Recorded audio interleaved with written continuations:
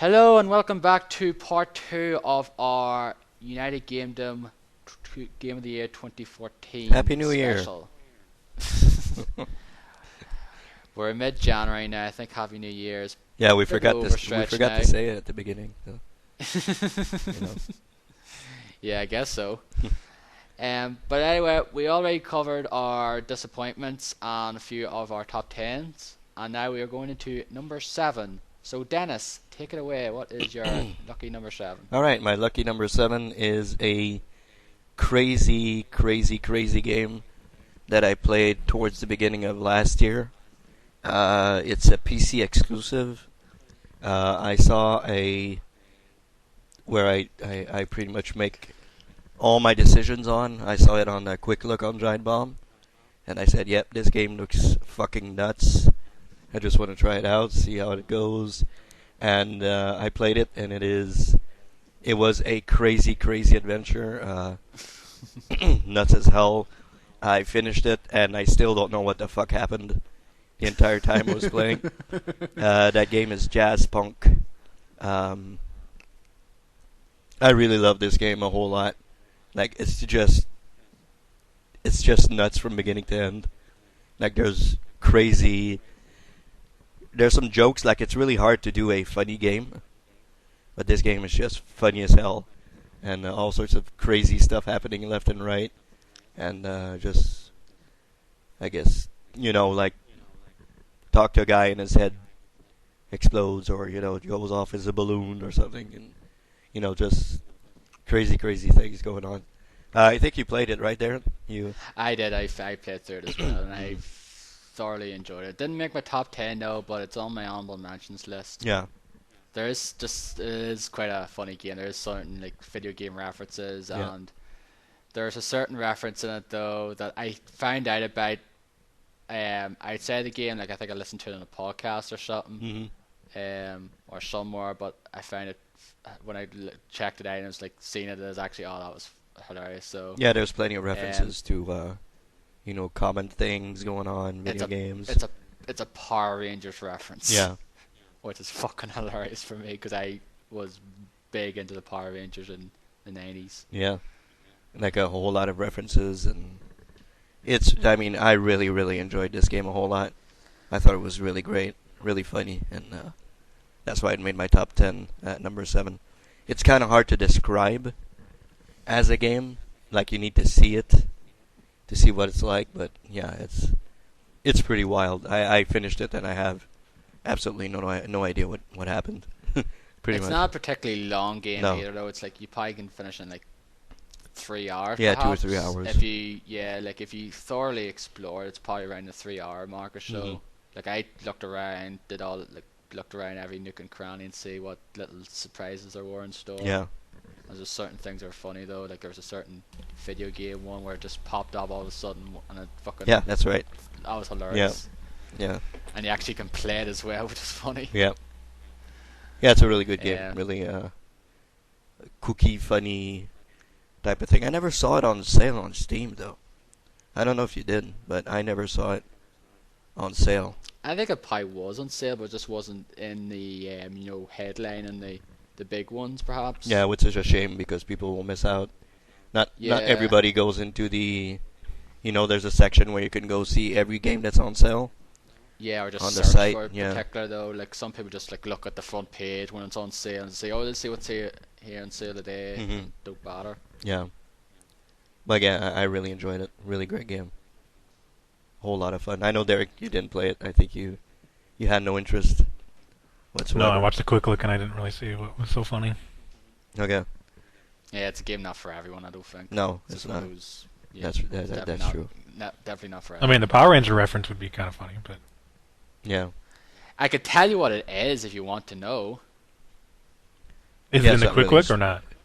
No, it's not Okay. a quick look. It's not really a spoiler or anything. No, it's a thing you have to find out for, and it's like actually Jim Sterling does the voice.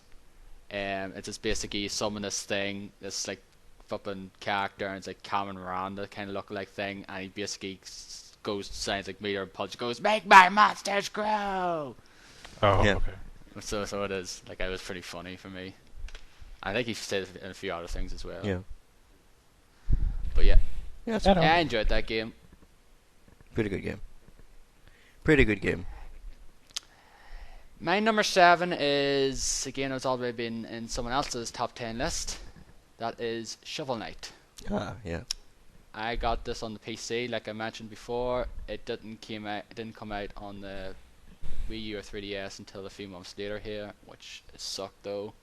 I know a few people I know waited on it to come out here on those consoles, but I wanted to play it though, and I got it though. Like I said, I love platformers, and this is one of those cool, very well designed, very well done retro style action platformers, reminiscent of DuckTales or flipping Mega Man. Pretty much like Mega Man's pretty much probably the most comparable game to this here.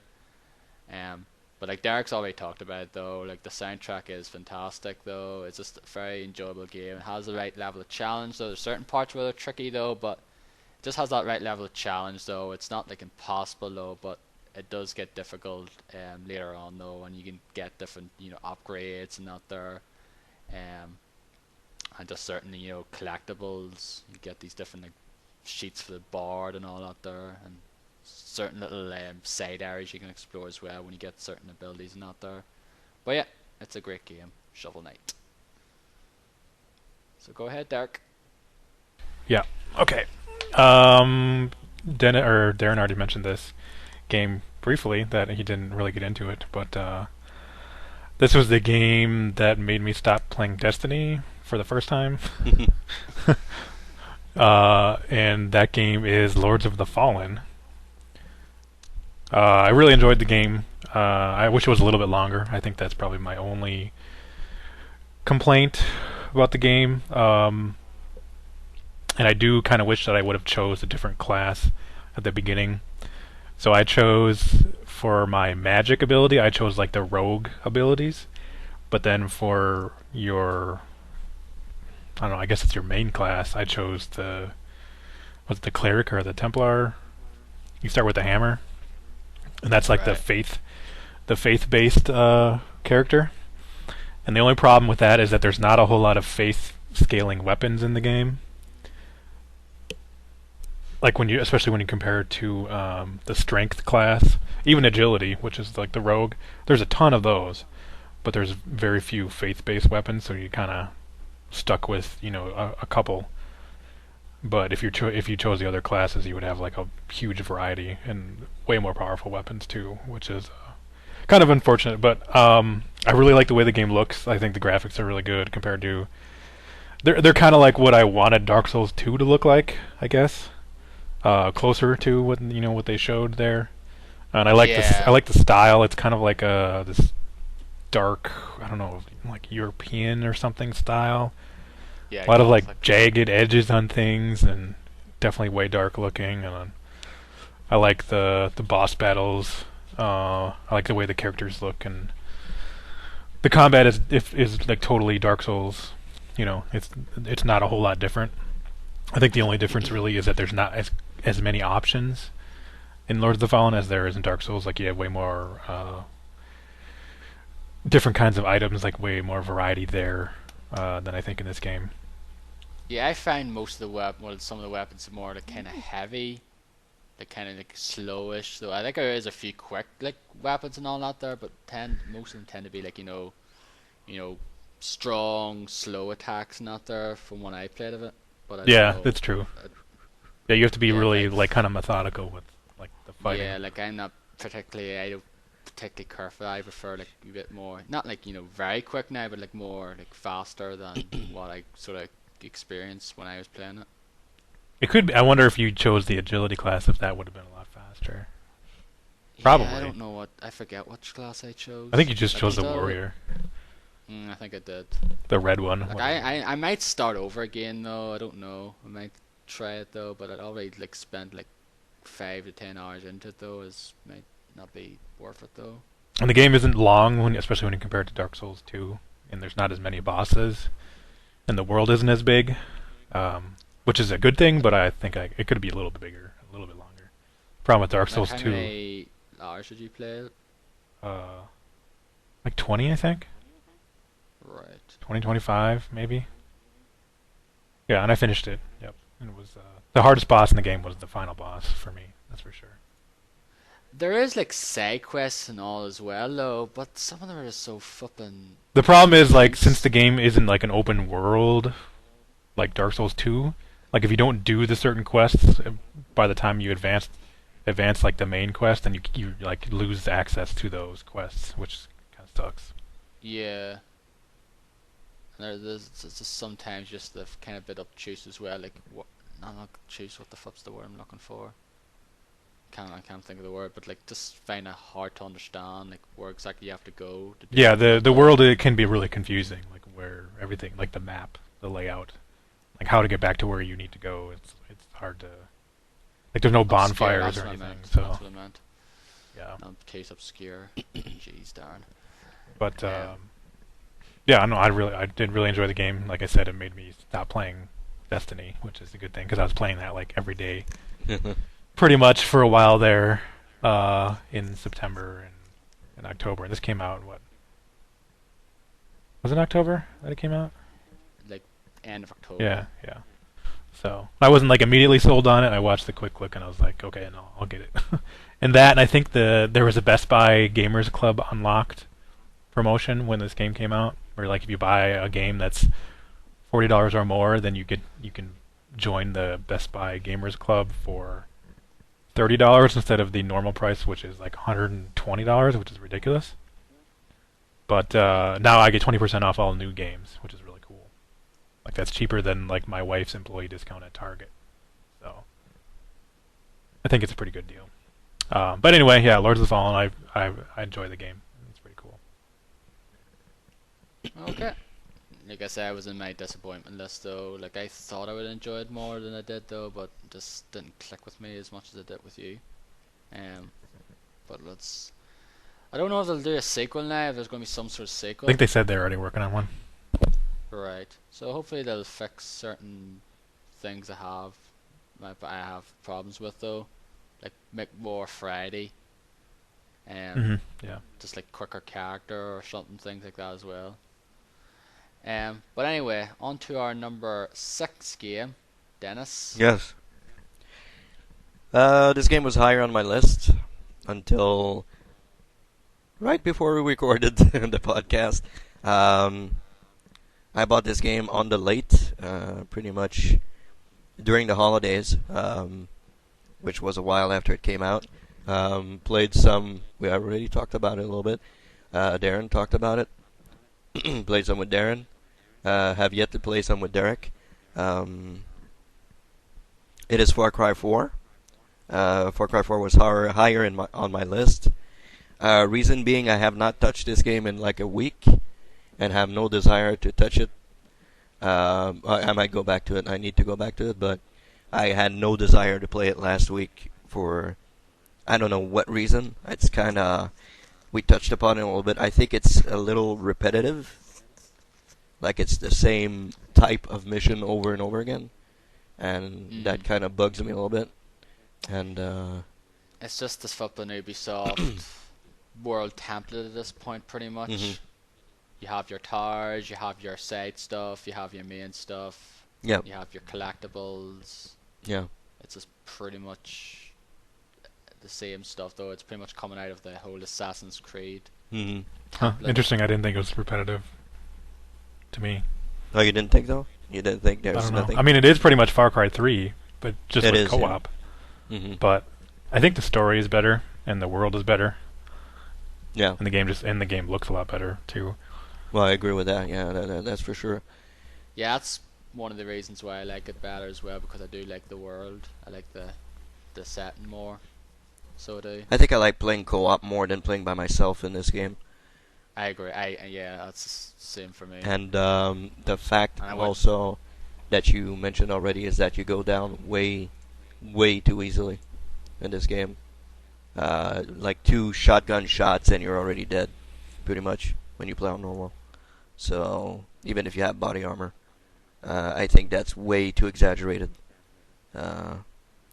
and that's why I put it down to easy, because I just got tired of getting killed constantly. So I put it down to easy, and it's a little better this way. Like, it resembles a little bit more Far Cry 3. Like, you can take a couple of shots before you actually die um, in the game. For the rest, playing co-op is fun. The whole hunting stuff is fun. The random shit that happens everywhere, every time, is also great, I think. Taking fortresses. Is it fortresses in this one, or is it something else? Outposts and Outposts, fortresses. yeah. When you take outposts, that's pretty cool.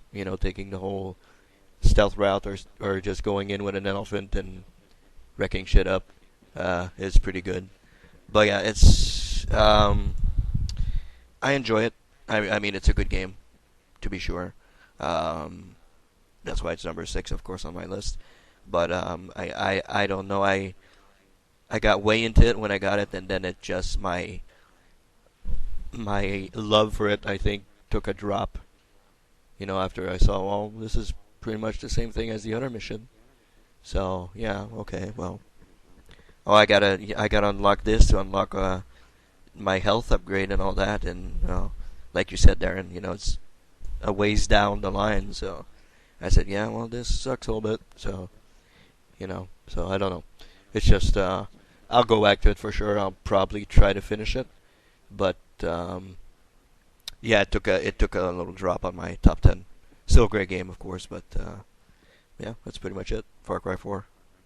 So your turn, Darren. Okay, this is a game I know Dennis has played this game. Dark, I believe, has not played this game. I think he's waiting on the sale. Probably for it on the Xbox One, probably at this point, or PS4. It is a new. It's done by a certain developer that does a lot of these kind of games. It's actually released 4 different series this year, so it has. Okay. Yeah. This is the one that I quite enjoyed. I waited until all the episodes were out before I actually started playing I it. know what you're talking about. And I think a lot of people, and I think some people, I think I enjoyed it more for that. Because if I got this when it came out late 2013 and then had to wait 3-4 months before the second part, I would have completely forgotten what happened. And that game is, of course, The Wolf Among Us. Mhm. Of course, you play as Bigby Wolf. You go around, you have to solve this murder of this girl, like she's beheaded or something. Yep.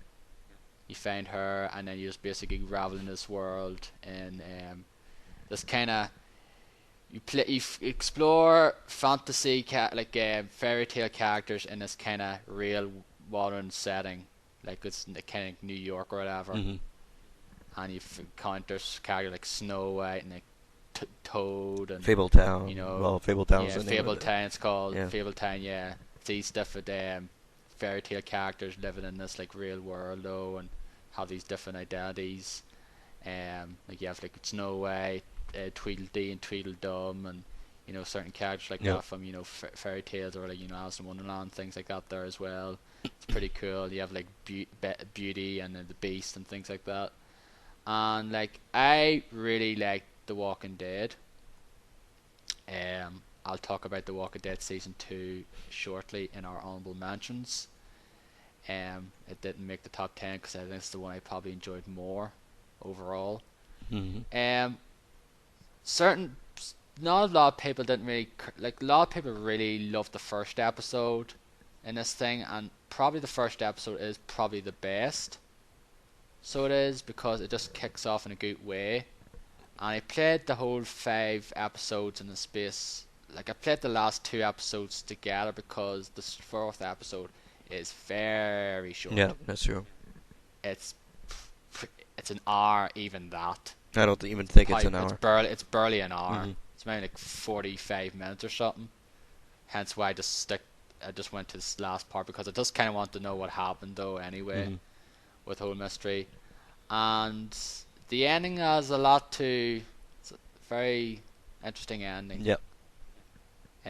Which hopefully leads to a second season.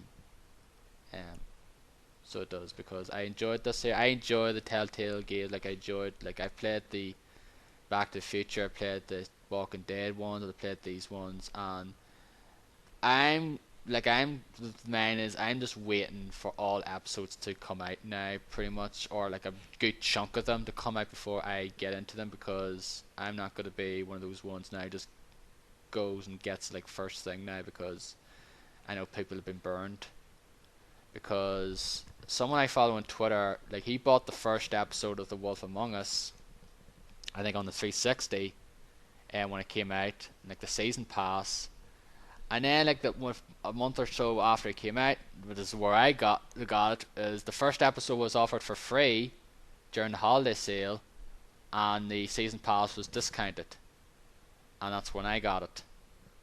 And that is probably the bad thing about this version of the game, because the loading times are excruciatingly long, and it doesn't always run very well. Like, sometimes it starts talking, dialogue starts talking, or just you black screen starts talking, you don't see anything on screen and things like that. It's a bit of a mess. I play it on PC, so yeah. So I know it's out now in the Xbox One. I'd like to know if there is going to be a season 2, if there's some way I can import the save or somewhat over to the Xbox One version, because it's probably not going to come out in the 360 the second season. I do want to play through the game. Yeah. But yeah, I enjoyed it though. I enjoyed the mystery though, and enjoyed certain characters. I like Toad. He should have been in it more. It's in my honorable mentions for sure, but not in my top 10. I enjoyed it. And I am one of those guys, I did buy Game of Thrones Season Pass on PS4. I did get it. I did play the first episode. So. Which I heard actually both those are very good actually. Tales of the Borderlands and Game of Thrones are both quite good. Game of Thrones is pretty great. I really enjoyed it. But that tends to be the case with a lot of these Telltale ones. The first episode seems to be, this seems to be good, and then it kind of goes downhill for some people. I'm a huge Game of Thrones fan, so, I had no choice to play that. So, yeah. Yeah, and like, I'll talk about The Walking Dead shortly, though. Reasons why it's not really in my top 10. Okay. Like, I'm the only one who's played that one. So. Yeah, you are. But anyway, go ahead, Derek. Number 6 is a game came out earlier this year, and based on a long-running TV show, RPG, with a lot of funny bits to it. And that game is South Park: The Stick of Truth, which I still don't actually own. I borrowed it from a friend of mine who bought it, like, pretty much right when it came out, and he just said he'll lend it to me. I said okay. So, played that all the way through. I think I put like 20-ish hours into it. It's really funny. It's like several episodes of the TV show. It's a feature-length episode. Yeah. One thing I will say I don't like about it is some of the QuickTime event stuff and the battle system. Like, I'm not always so great at that, but because like some of the moves I found to be really hard to do, like to get the timing down, but then like some other ones I got down okay, so I just kept on using those ones. I think, for example, one of the ones I relied on a lot towards the end is one where I think all you did was like press the joystick down and then press it up. And it's like your character would jump up in the air and then slam down and then hit everybody, like an area of effect. I forget what the attack was called or who even used the attack. What class is it now? Because I played as like a mage, though. I was a warrior, I believe. Like I don't even remember what I class, was. So I didn't have that power. Okay. Yeah, I was a warrior. mage, though, although I used like fucking melee kind of weapons, like like I used like a katana and cutlass and stuff like that because they were more powerful and out there towards the end. Because you can, even though like you're a different class, you can still pretty much use any weapon you Mhm. like. Yeah, it's just that certain weapons have better effects that are for mages or whatever. Yeah. Yeah, I really really enjoyed that game. It's like a perfect episode of South Park, pretty much. Super long episode. Yeah. Some really funny parts. The story's pretty good. The combat is, I mean, the RPG stuff is pretty well done. I don't know. Fuck Al Gore. I don't know. I enjoyed the game quite a bit. I think I've talked about it before on the podcast. So Yeah, I think you probably did though. Like, yeah, I know talked of it. I think you both talked about it though. And like, I played a bit of it and stopped playing it though. And like, I only just got back to playing it there not too like a couple of weeks, like a week or so ago now. Hmm. I just said, I want to try and get back into this here because I just stopped playing it because Dark Souls came out and then just never went back to it. you pretty I much enjoyed it though. didn't you just finish it just recently? Yeah, You like played it a all the way week through? ago, pretty much. Yeah, I just over a week ago. I finished it, and I did thoroughly enjoy it. Still, very good game. Just didn't make it in top 10. Like maybe if I played it earlier, I probably would have been. It's just because other games I played since then, like before it, like I enjoyed more a certain way. But I still really enjoyed this game, and it's definitely in my honorable mentions. Like it's still like I like the combat system because it's just very reminiscent of Paper Mario. So it is Paper Mario: The Thousand Year Door is is my favorite game on the GameCube, and the battle system is very reminiscent of it. If you ever played it, you pretty much definitely know where sort of a part like an inspirations come from that game. But yeah, I really enjoyed Stick of Truth. Um. So anyway, now before we get into our top 5 games, we'll go through our honorable mentions. So who has the shortest list? I have one. Well, you So go. go ahead. This is a game that would have been on my top 10 if we had done this list earlier, but got moved down the list considerably since there's a lot of other games that came out afterwards. And that game is Dark Souls 2. And we've talked about it a lot at length before, Yeah. so I'm not gonna go into too much more detail. But Yeah. it's unfortunately not as good as the first one, and it's not even as good as Demon Souls. And I enjoyed Lords of the Fallen more. So it's a good game. It's not bad. It's just not as good as I was hoping, and not as good as 10 other games on my list. So Yeah, if you want to know a lot more about what Derek thought about the game, like our overall thoughts, detail, check out our Dark Souls 2 special we recorded like not too long after we finished the game, back in like March, April time. Which I'm not in. yeah. Yeah. That said, I do want to buy that new re-release version that includes the DLC on next gen, well, current gen now consoles. So I will be buying that. As will I, because I have yet to play the DLC as well, and I heard the DLC is better than the main game. Yeah, that's what I heard too. So yeah, and I just very much happy to say that because the fact is, I think it was just early last year that you actually got into Dark Souls, and that wasn't it? Yeah, I was really late. It was kind of around the time when they were doing it on, like Vinny was playing through it at Giant Bomb. Yeah. Yeah, like when Vinny was playing it, and then like Patrick was doing his streams as well on his like old channel and that there. That's kind of when I got back into the game on the PC, and then we played like some of it together. Like had to go through stupid little mod to do it though, and we tried to play together with Dennis, but Yeah. Didn't work. kept crashing on him Yep. for I some think we reason. only did like 3 bosses together. Yeah. The butterfly, Sma and Ornstein, and then the wolf. Yeah, I think that was the ones as well. But then you played it like along yourself, and then I did the DLC as well. That was the first time I went to the Authorities of the Abyss DLC as well. Like I did some of it when I had my first copy of the game on the PS3, but then I'd like played through the entire thing on the PC, and I played through it. And Artorias is a bitch in that boss in it. and I did Manus first go. I did the four kings on my first go. Yeah, he was. Yeah, that's oh god, hate that. But yeah, anyway, Dennis, would you like to go next? Yeah, I got a couple of honorable mentions and a couple of games that I'll go through really fast, I guess. Okay, so The Wolf Among Us, we just talked about it. It's an honorable mention. I was the first one to play it. Played it episodically, like waited until they were released one by one and played them.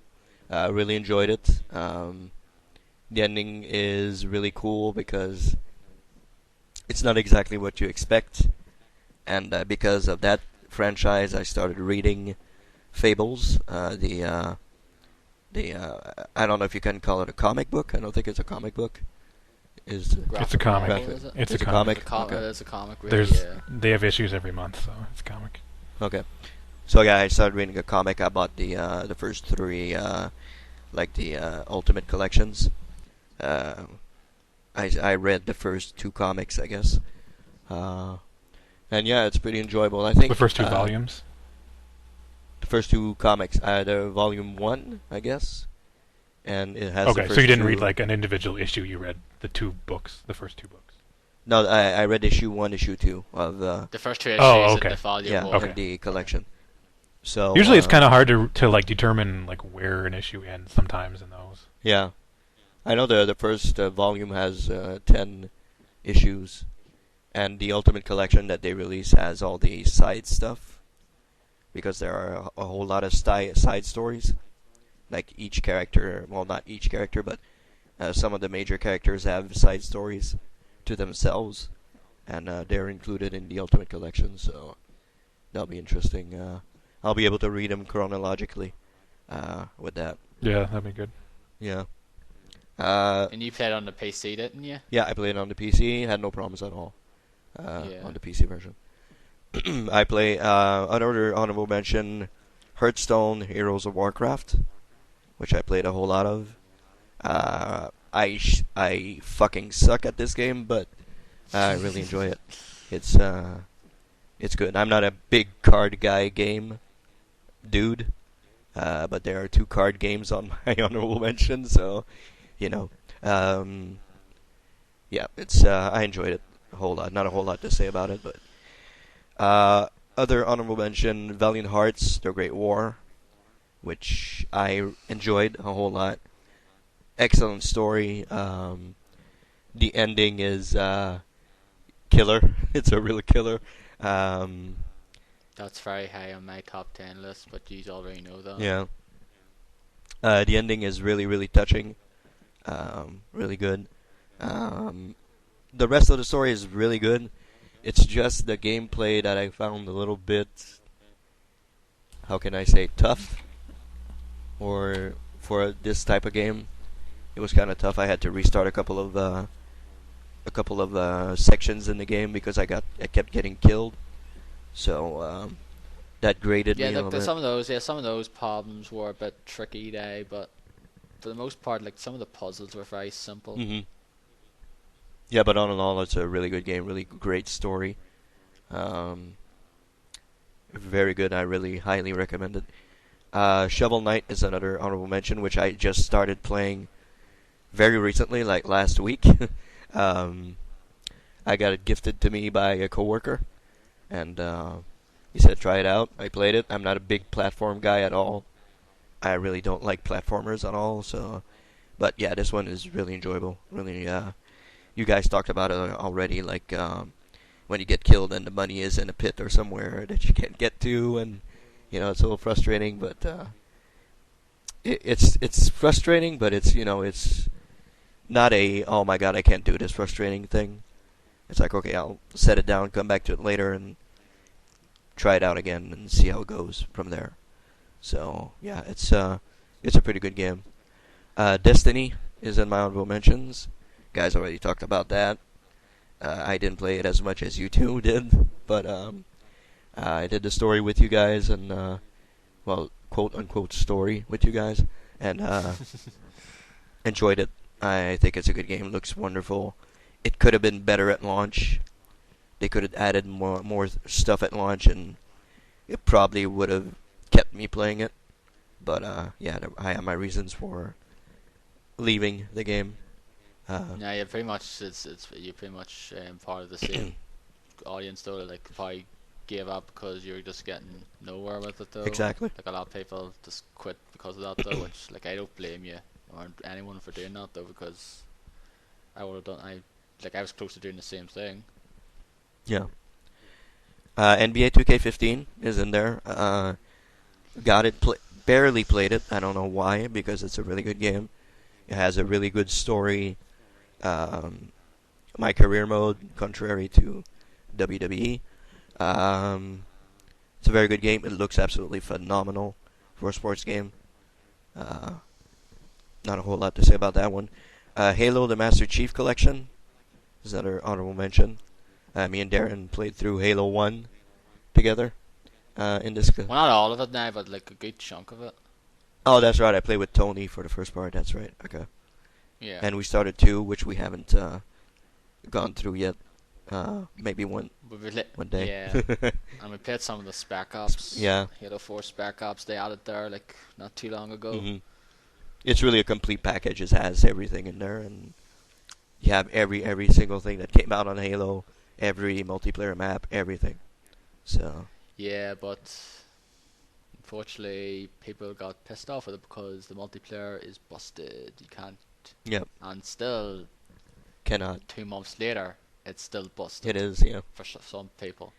That's true. But for what I've played, I really enjoyed it. A game that you guys absolutely love, Grand Theft Auto 5, the remastered edition. I got it on the PS4. I played a good chunk of it in first person, which is absolutely great. It's really remarkable in first person. The game looks phenomenal on PS4, even more than it did on Xbox 360 or PS3.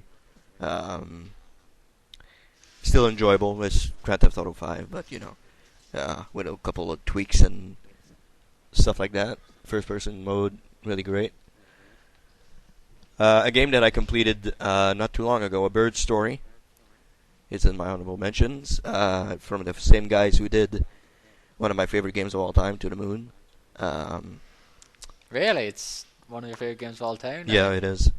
It is. A Bird's Story is not as, heart-punching as To the Moon was, but the ending... the ending got me teary-eyed. Yeah, it's an hour or so. It's like word. It's like text. It's like just no like text or anything like that either, isn't it? There's no text. There's no speech. Dialogue or there's anything. no dialogue. There's no nothing. But you do know what's going on just by watching the screen and seeing what's happening. And the ending got me teary-eyed a whole bit. So yeah, it's still a fantastic game. Can't wait for their new game to come out soon. Hopefully. Have you had to play it? I have to play that game. Have you had to play it? I need to play it. Yeah, it's pretty good. It's not very long at all, so. And another game that's in my honorable mentions is WWE Supercard, which Why? I played a shit ton of WWE Supercard over the summer. I built up a pretty great deck from that. I had a pretty good deck. I had a pretty good win-loss ratio. Like I had 600 something wins and 50 something losses or something. So I did not win King of the Ring, which sucks.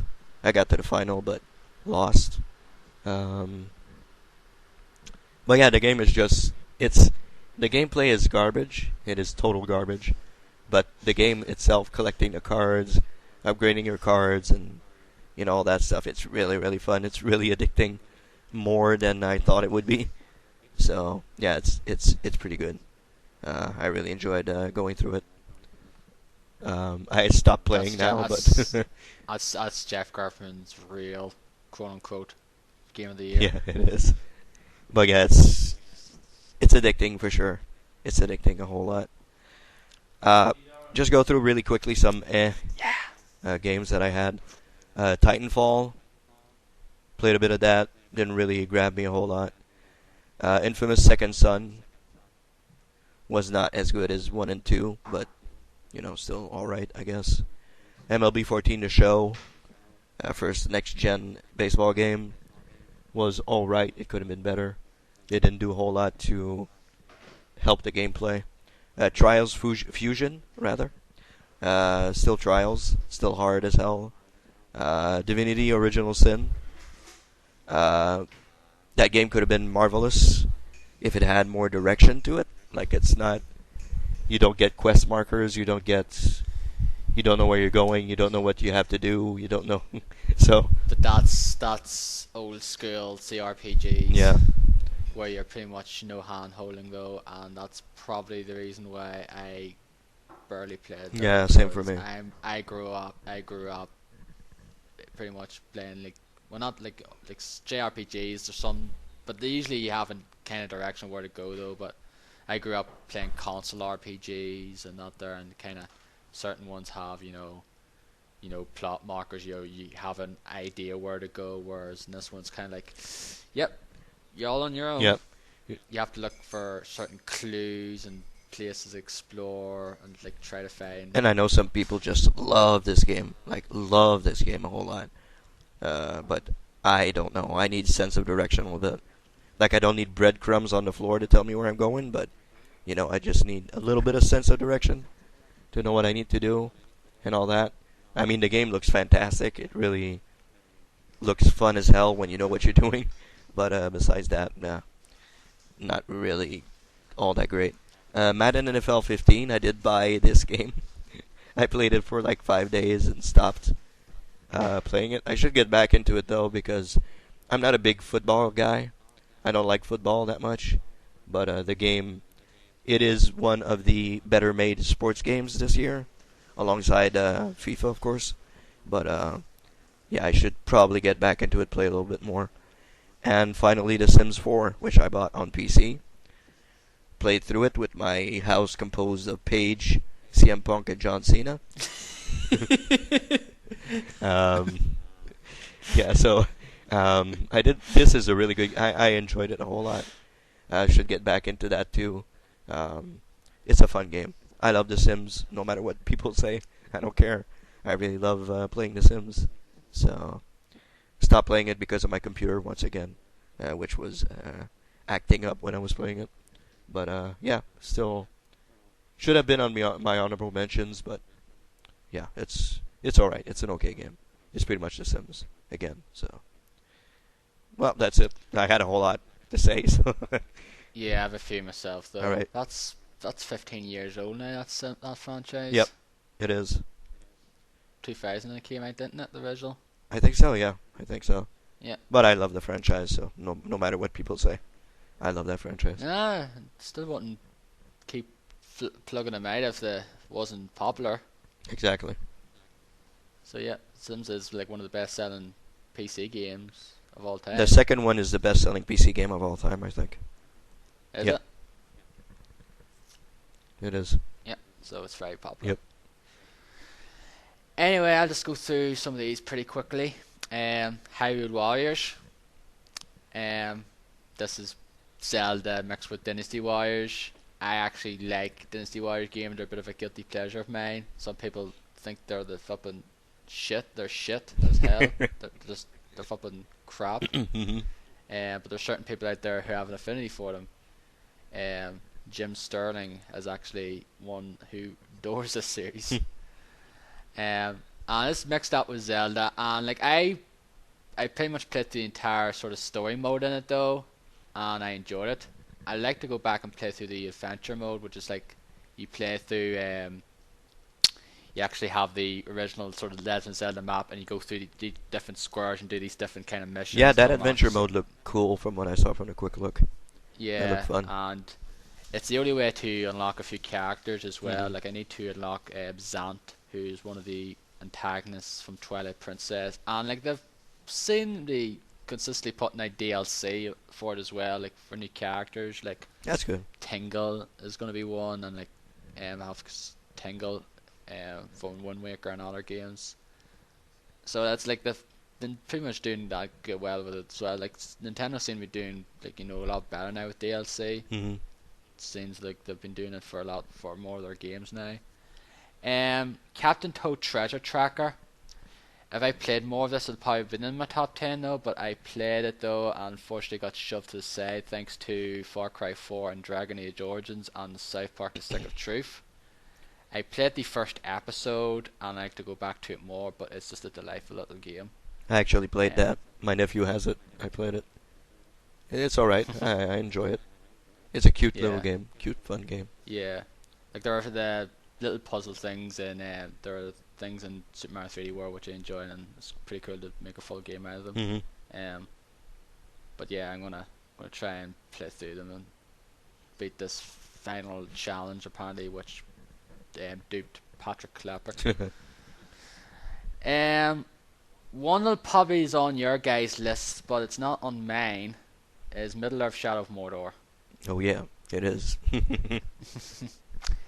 I still did enjoy this game, but the fact is, once I done with the story mode, I didn't really have any desire to go back and play through the game, because I just like, yeah, I played this game for 15 to 20 hours. I really enjoyed it though. I love the Nemesis system is fantastic. It works. It's just cool. You have your little own stories with these different orc captains and that there, and they kill you, they get promoted though, and you just really want to get out of their way and fucking kill them though. And sometimes you actually think you killed one, and then you actually come across them again. They're all like bandaged up and that there, which is pretty cool. And they can run away and that there to fight another day and things like that. It's like very cool and very great system though, and hopefully it will be implemented into more games because it's a very neat system. So you have to commend Monolith for doing great and such a cool system. Yep. Jazzpunk, we talked about it already. Mm-hmm. Funny game, very insane game, not for everyone. Nope. South Park: The Stick of Truth.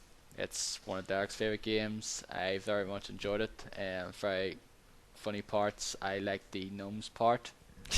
Is pretty ridiculous, especially when you get under the bed. Yeah.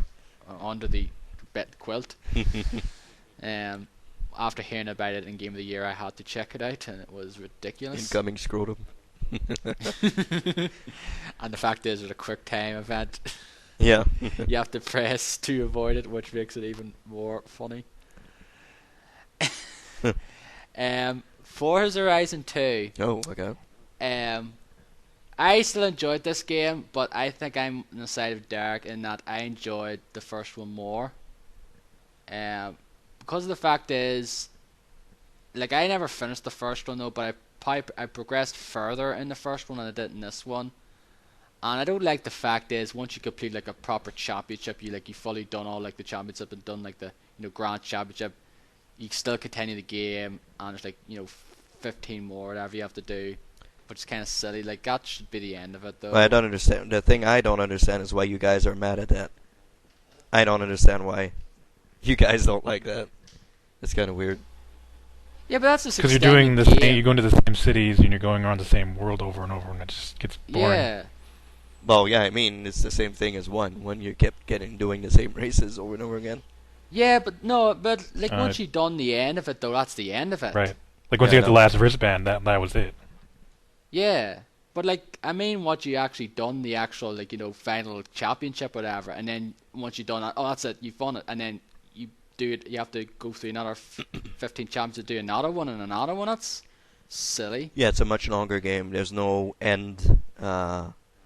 I guess. Well, there's an end if you do them all, probably, but that's what 60 hours, 70 hours of gaming. Yeah, but you're not going to do that. You should have just done the first thing, and then that's it.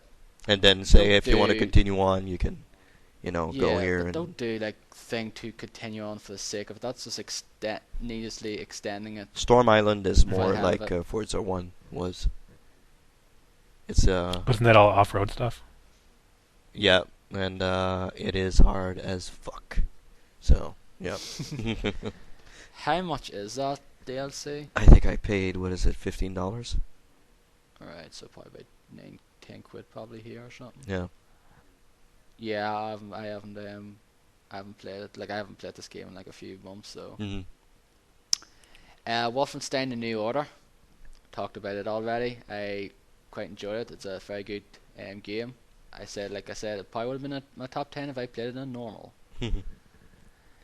Infamous Second Son, the game I traded Watch Dogs in for, and I do not regret that decision because I very much enjoyed this game a lot more than I did Watch Dogs. I pretty much did 100% because it's not very long to do so. It's pretty small in comparison to probably the previous games, because I'm sure there's probably a lot more to do in the previous games to 100% than there is in this one. Like, I pretty much did that.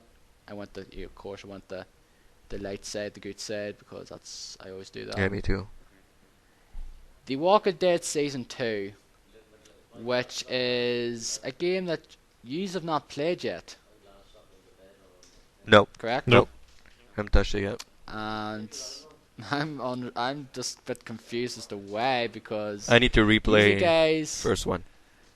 because you're the guys who started the first one. Yeah.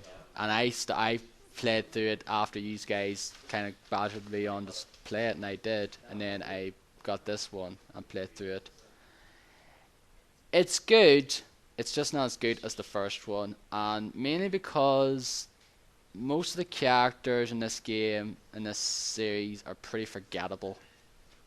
So they are. They're not as remembered as some of the ones you encounter in the first game.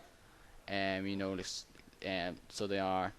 Like, some of them are like alright. There's like a few of them are just been annoying though. Like, there's one character you come across, and I think it's episode 3. I forget her name though, but she's probably the best character, new character. In terms of like you team up with or come across. But Michael Madsen's character as well, I forget his name as well. I'm forgetful of names. His character's very good though, but unfortunately, he doesn't be in it for the entire season. I'll just leave it at that. But it's a good thing. It's just not as memorable as the first one, and but the thing is, I do like the fact is you can have various different endings to this one. Like, you can have completely different endings to what I have, because there's like 4 different kind of types of endings you can have. So I'm very much looking forward to whenever you do get around to playing it to see what you guys. Yeah, I need to replay season 1, as I said. Whenever there's a sale. I think part of the reason is that my save is on my 360, and I don't really want to play any games on my 360 anymore. Yeah, I kind of have to because my save's there. I think that's my problem, really. Yeah. Same thing for me. And like, I know it's available now on Xbox One though, and I wish there was like some way to not import that save over. Or Yeah, I tried to look on the internet, found nothing. So. But like, you can't do that now. But yeah, like, that does kind of stink though. But yeah, c'est la vie. Call of Duty Advanced Warfare. Like Dennis, I quite enjoyed the campaign in it though. Like, the story, the way it goes, it's pretty predictable. Like, you'd be in it if you didn't see where it was going. But it's an enjoyable campaign nonetheless. So like, I enjoyed it. Like, it's probably the best campaign in years. Like, I enjoyed the campaign in Black Ops 2.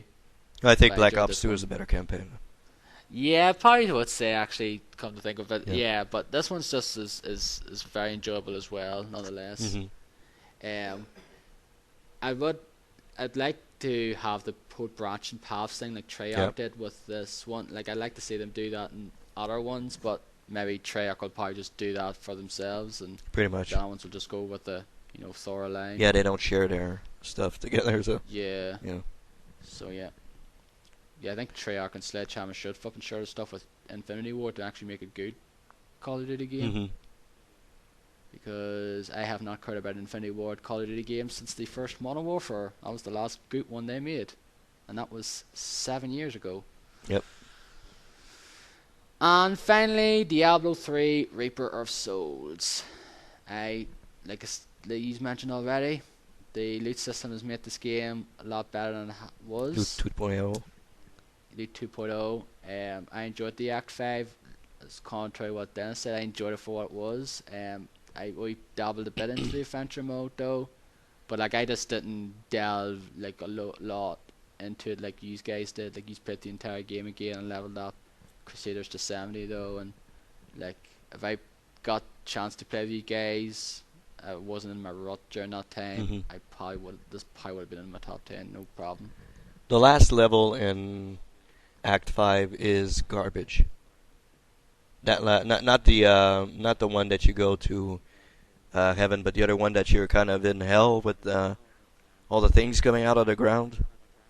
That level was garbage. I hated that fucking level. I think Derek hated it too when we played it. Oh yeah, I know what you're talking about. The things coming out of the It's a ground. lot easier now. Yeah, it is. Yeah, for sure. But when we played it, it was like, oh my god, not this again. Jeez. Is that the one I joined you guys for a split second and just got I killed think so, yeah. instantly? Yeah, I think you did. Yeah. Yeah. I think that was that one. No, when I did like try to play it with you guys, but like I was just so underleveled at that point. I fucking hated that level so much. I really did. Yeah. But yeah, I think it's a great game though. It is fantastic. You know. Just wish Torchlight had like an expansion or something. Torchlight 3, I hope, Torchlight comes soon. 2, really, Yeah. yeah, because I really enjoyed that game as Yep. well. Me and Dennis played through it though, and fortunately kicked Derek to the curb because we played with Derek for a bit, and then we just carried on without you. Yeah, I don't know what happened. I think Yeah, that's Derek. pretty much why I didn't play, because you just kept on going. Yeah. But hopefully, if there's a Torchlight 3, we'll play. Yeah, it. we can all get into that. Right, into our top 5 now. So, Dennis, take it away. Yeah, my number 5, we already talked about it. It was Derek's number 6. It's my number 5, South Park: The Stick of Truth. I have not watched a South Park episode in I don't know how long. So it's the movie. No, well, not really. I think it's since the Warcraft, the World of Warcraft one. Jeez, 8 years ago. Yeah, it's been a while. I've watched every single one. Really? You like watch all? like Alex, yeah. Okay. They're not Like as good I- as they used to be. Sometimes they have like a really good episode, and sometimes they're just kind of eh. Yeah. That's pretty much the consensus with a lot of long-running animated series. They're not as good as they used The to. Simpsons. Like I stopped watching The loved- Simpsons. It's terrible. I loved Family Guy back when it first started, though, but I kind of fell out of it. Yeah, that's I one. still watch Family Guy. That's one series that's getting to be at that point, I think.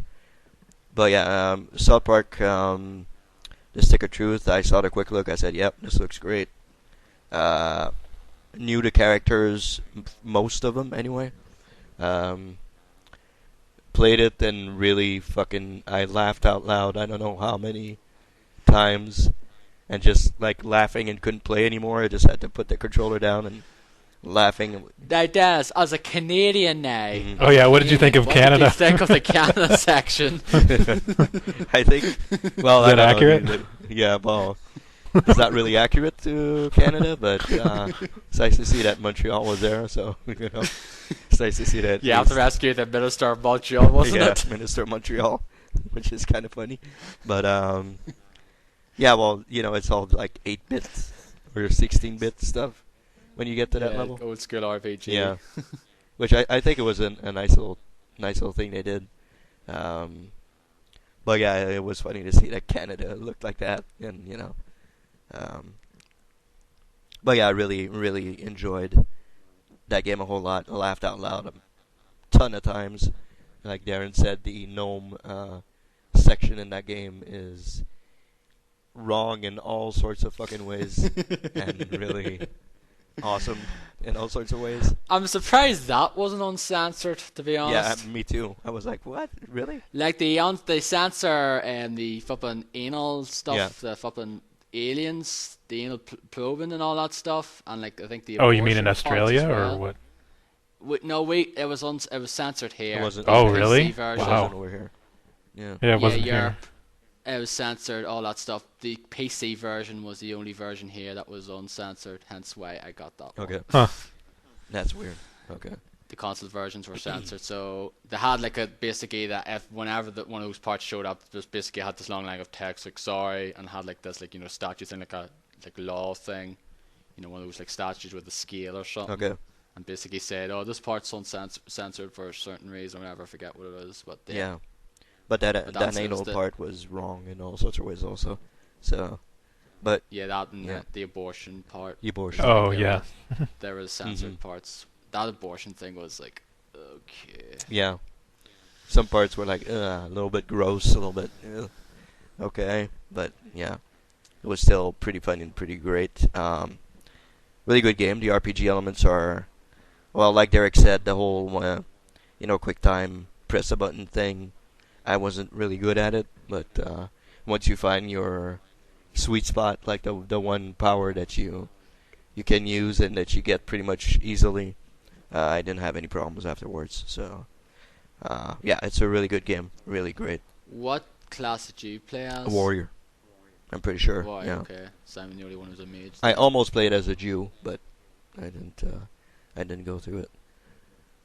So yeah, it was pretty good. My number 5, South Park, really great. Really enjoyed it.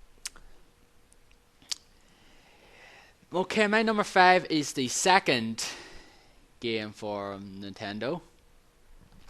It is a long-running series that's been going on for 20 plus years now. It is the 8th edition of this series. Oh, right, okay. It is a kart racer. It is, of course, Mario Kart 8. Derek's Now- favorite kind of racing. hmm Yeah, he loves them. Yep.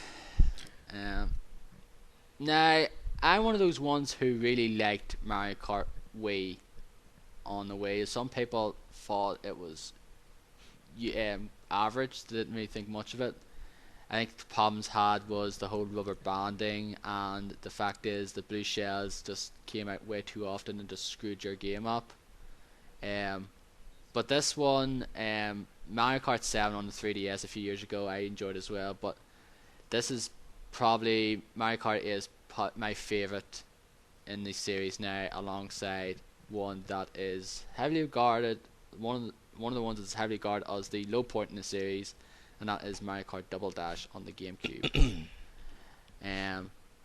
This one, it just looks absolutely gorgeous. So this is one of the best looking games of the year on any platform. I do not care what you think. Just some of the tracks look absolutely vibrant and colorful, and Yeah. some of the track designs are cool, and some of the anti-gravity sections, and it's just a very cool looking game though. And DLC tracks are really great. Like the Hyrule Castle one is great, and it has a cool, revaged version of the Zelda theme and that there. The character selection is a lot to be desired, because the fact is they have all the fucking Bowser kids, the Koopa kids, as playable characters. It's like, okay, that's silly. They could have added more characters, and like they're doing that with the DLC. Like you can play as Link, and that there, and then of course in the next one you can play as was her name Isabelle from Animal Crossing, and like there's going to be an Animal Crossing track in that. There's like an FCO track in this one, which is cool as well. But yeah, I really enjoy this. So I enjoy the online, just online playing online with 12 people, full room is just a blast. So it is, and like I haven't played it. I went back to there not too long ago. Actually, I think when a DLC came out, that's when I played it again and got back into it to go. And I'm gonna do it again probably down the road, because it's just a great game to go back to and play online. And I don't really I play like the single player though, but online for me is where it's at. It's just very enjoyable to play at the end of the day. I did play that at my nephew's house. He has it. Well, my sister's house. My nephew has it, and yeah, it looks really good for sure. I'm not a big kart guy like Derek is. Yeah, me and him pretty much have the same opinion on it, but yeah, it still looks really gorgeous. Still looks great. Yeah, I'm as a on game. the Dan Reichert, Alex Navarro side of things, and you are on the Jeff Gershman and Brad Shoemaker side of Yeah. things, I guess. Yep. That's not real racing to me. Whatever. So yeah. Yeah, but I just don't lie. I very rarely agree with Jeff's point of views in games. So, like he said, the best one's the first one. Like he thinks all of them since then have been crap. Yeah, that's Jeff for you. Pretty much. Yeah. Yeah. So anyway, Dag, what is your number 5? Number 5 is the number 4 game in the series, and I've just finished it the other day. Far Cry 4. Looks great, plays great, better than Far Cry 3. Added co-op. The story's better, so much so that I actually kind of want to go back and replay it to see the other side of the story. Because there's some choices you can make, like depending on who you follow in like the rebellion. Yeah. And then there's like the end of that story, and then there's like the choice that you make at like the very end of the game. And I think depending on what you do, the game like ends up being longer. And I'm really curious to see what happens there. I mean, I could just look it up on YouTube, but I'll, maybe play it again sometime. I don't know. Mm-hmm. But Yeah, I think there's like several endings on, and there's like that whole secret ending, which I actually didn't know about. Like I heard it's like, oh, you can finish the game in 15 minutes, and then I realized, oh, that's what it is. That's how you finish it in 15 minutes. I have a feeling I know what it is now after I finish the game, but I haven't actually looked it up. Okay. I'm not gonna say anything though, but that's what I found. Like, oh right, because I heard that thing early on when the game came out. It's like, oh, you can finish the game in 15 minutes, and then I just found out about it there like this week how that is, which is like pretty interesting. Mm-hmm. Yeah, I think it's one of the best looking games of the year for me. It's like right up there with Destiny. It does It's look like one really of the good. best looking games. Yeah. Mike doesn't seem to think so. No. Yeah, I Right. don't understand that. The little gyrocopter thing, or whatever you call it, buzzer, that thing's really cool. I just wish it didn't have that limit, like to how high you can go. Sometimes that's annoying. Yeah. Co-op is great. I just wish you could do co-op in the story missions. Yeah, I I agree. agree, That's another problem. I just wish Full you could co-op. do that there. It should be Yeah. full co-op. I mean, it does suck that you don't save all your progress, but it does give you an excuse to redo like the outposts and stuff, which are really fun. Like I would do those over and over and over again, because you always want to get them done without being detected, and I've only done that like probably 4, maybe 5 times, and I did them all. Wow. I actually went back. Remember, like the one I need to do. I need to do now another one undetected to get like unlocking ability. Though Yep. I did one like I postmaster did that, didn't do nothing. Mm-hmm. Oh, it didn't work. No, Oh, It well, has to Jeff be was a wrong. real. He said it worked. I don't know. Maybe because it was the same one I actually did. Oh, okay. Undetected. Well, that's the I don't know. maybe. Yeah. It could be in the case. It could I be. should try another one and see. I did do one of the fortresses undetected, the very last one. That was cool. It was actually pretty easy, the way the layout is on that one. So, Okay. yeah, I think it's a great game. It's really enjoyed it. That's it. Okay, That's Yeah. it for my comments on that. it's in everyone's top 10 list. It's probably the only game that's in everyone's top 10 list. I think so. Yeah. Yeah. Yeah. So we pretty much have a That's our game of the year. grade that it's a United good Gamedom Podcast Game of the Year. Yeah. Yeah. It's about mine's like number 10. Anyway, so number 4, Dennis. What is your number 4? Okay, my number 4 is a game that I had absolutely no interest in whatsoever. Right I think I know what this right is. up until I watched a quick look and said, "Man, this looks insane. I want this game." Went on my Xbox One, downloaded it, played it, and loved the fuck out of it. It's insane. It's great. I love it. It's Sunset Overdrive. I actually forgot to add that in my honorable mentions. I'm the only one, but I know Derek didn't play it. But Darren, you didn't finish it, right? No. I really love this game a whole lot. It's crazy, like the whole weapon system that they give you. The choice of weapons are crazy. You can upgrade them to do really, really crazy devastation to everything. The grinding may look intimidating, like the whole getting around the city thing may look intimidating when you watch videos and stuff, but it's really easy to get around and do it fast and do it quick. The story is funny. There's a bunch of funny stuff in there. The character customization is also very good. At the end, I had a wrestler type guy. At the very beginning, my guy looked like Bray Wyatt, but at the very end, he he kind of turned into a magician wrestling type guy. So yeah, it was pretty cool. Um, the That online, guy looks a bit like Donnie Dwyer and really stupid get up. yeah, That's what my guy looks like. like I'm the type of guy that doesn't really go for the crazy looking get up stuff when I create my character. But in this, I just had to go all the way and make him look as ridiculous as I could. Um, the online, I played some with Darren. It's not that great at Nah, all. it's not If you're fun at not all. overpowered, if you don't have all the powers in the game, or most of them, it's really tough keeping up with the other people. And it's really tough doing the challenges when other people are better upgraded and better equipped on your team. It's like co-op stuff. Um, but yeah, I really enjoy it. I really thought it was a great game, more than I actually thought I would like it. It really caught me by surprise, and I would say it's my surprise game of the year. Like something I never expected to like, and really, really, really enjoyed it a whole lot. So Yeah, like I know especially like you couldn't care less about this game until then. And it's like, oh, I'm going to get this game, and then just hearing you like rave it by is like, oh, that's surprising. yeah, it's really good. Insomniac did a fantastic job with the game. I got the DLC, the Moil Rig or whatever DLC. It's not as good. It's still fun. It's still a couple of missions are really fun, but it's not as good as the original game is.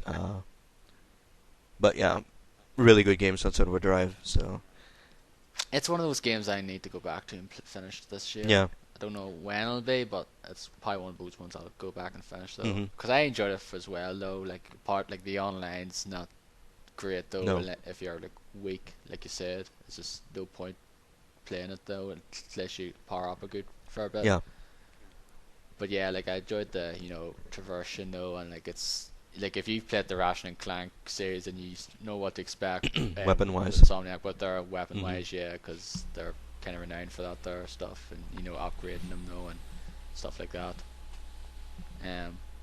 And like you use the various like amps and things like that as To well. upgrade, yeah, upgrade your Yeah, guy and your weapons yeah, and everything. Yep, yeah. it's a really good game. It's a just a very stylish game. It's just very Yep. colourful as well. It's a very colourful game. Yeah, but aside, the big change from all the other drab-looking games like Mordor and stuff like that.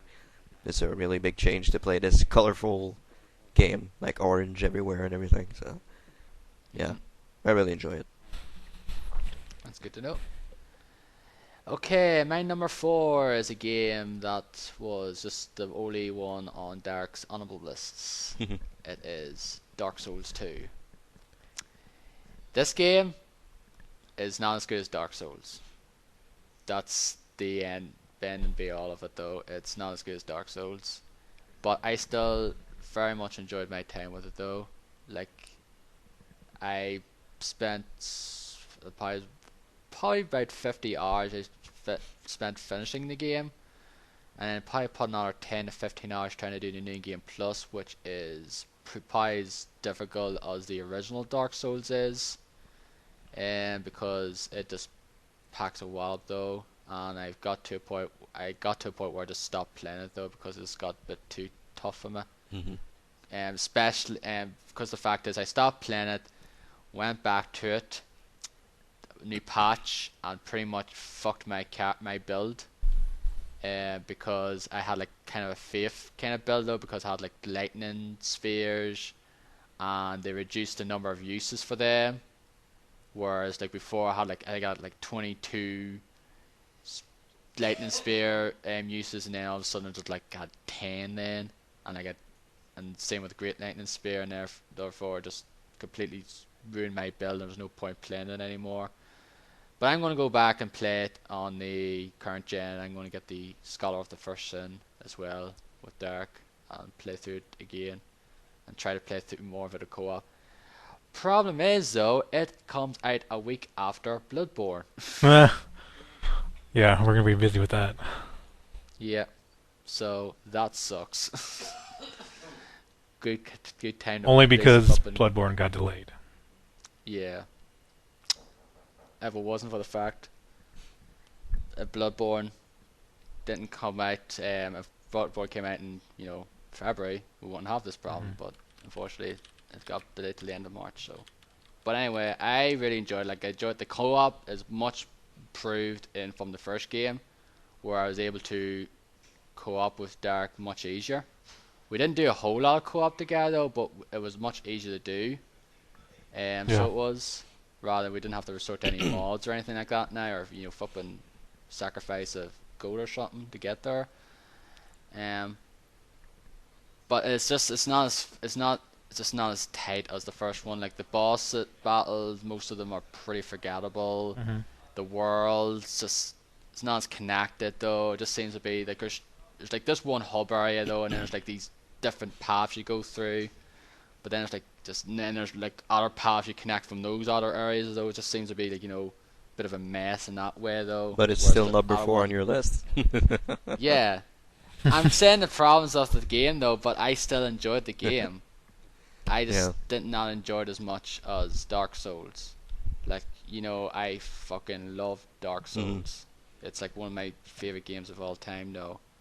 And the fact is, I played all of the Soul series on last year. I played Dark Souls again, finished it again. I played through Demon Souls and finished it for the first time. And I got that game pretty much shortly after it came out in the States back in 2009. And then I played Dark Souls 2, and I'll be playing Bloodborne when it comes out. But I still enjoyed Dark Souls 2, just great co-op though, just a very enjoyable game. Just love the combat system in it though, and some of the enemy designs. I love From Software's like some of the just enemy designs are just ghastly, and some of the boss battles are just like bosses like that was a steaming a seed or something. This big fucking frog, ugly looking creature is just like. I just love kind of enemy designs like that. It's pretty cool. It's just some of the sick stuff they come up with. But yeah, that's Dark Souls 2. Very enjoyed it though. Just not as good as the first, but I still enjoyed it enough to have it in my top 10. So go ahead, Derek. Number 4, right? Yep. Yep. Yeah. My number 4 we talked about several times already, and that is Destiny. I was having a hard time placing the game in my list, just because of all the issues and trying to decide if I really enjoyed it more than other games or not. But I think I did enjoy it quite a bit. I think it's the best looking game. I think it has the best shooting in any first person shooter game this year that I've played for sure, and probably in a long time even. I thoroughly agree with that. Story's crap, that's for sure. We talked about that. What story? Yeah, what That story? should be the question. I don't know. I enjoyed. I got to a point where I was doing the daily missions and I was doing the weeklies, and I got high enough level I could do them by myself, following certain strategies that I would watch on like YouTube and stuff. And I pretty much stopped once they made it harder to do that solo. Yeah, because they blocked a certain pathway to defeat a certain strike boss. Well, no, that I found a different way to do, but they actually made it harder. Like the enemies would do more damage and you would take more damage. Like that's how they Right. made it harder. So, like there was like the very first week Nightfall Strike that came out after that patch was the first one on Earth. Like that one, I know exactly how to play that one, but following the same routine, even if you just mess up a little bit, you get shot a couple times and you're like down. So it sucks. But I did really enjoy the game before they patched it to make it easier for co-op. So and like if I had somebody to play with, I would totally play it. So Yeah, I'll get back to it though in due course. I mean, at some point, I think it's going to be like Diablo 3, Reaper of Souls, and it's going to be like fantastic. I think eventually so. it will be like that. So. I hope so. Yeah, but a lot of people loved it. Like Brad loved it. despite He it. still Yes. loves it. Yeah, he does.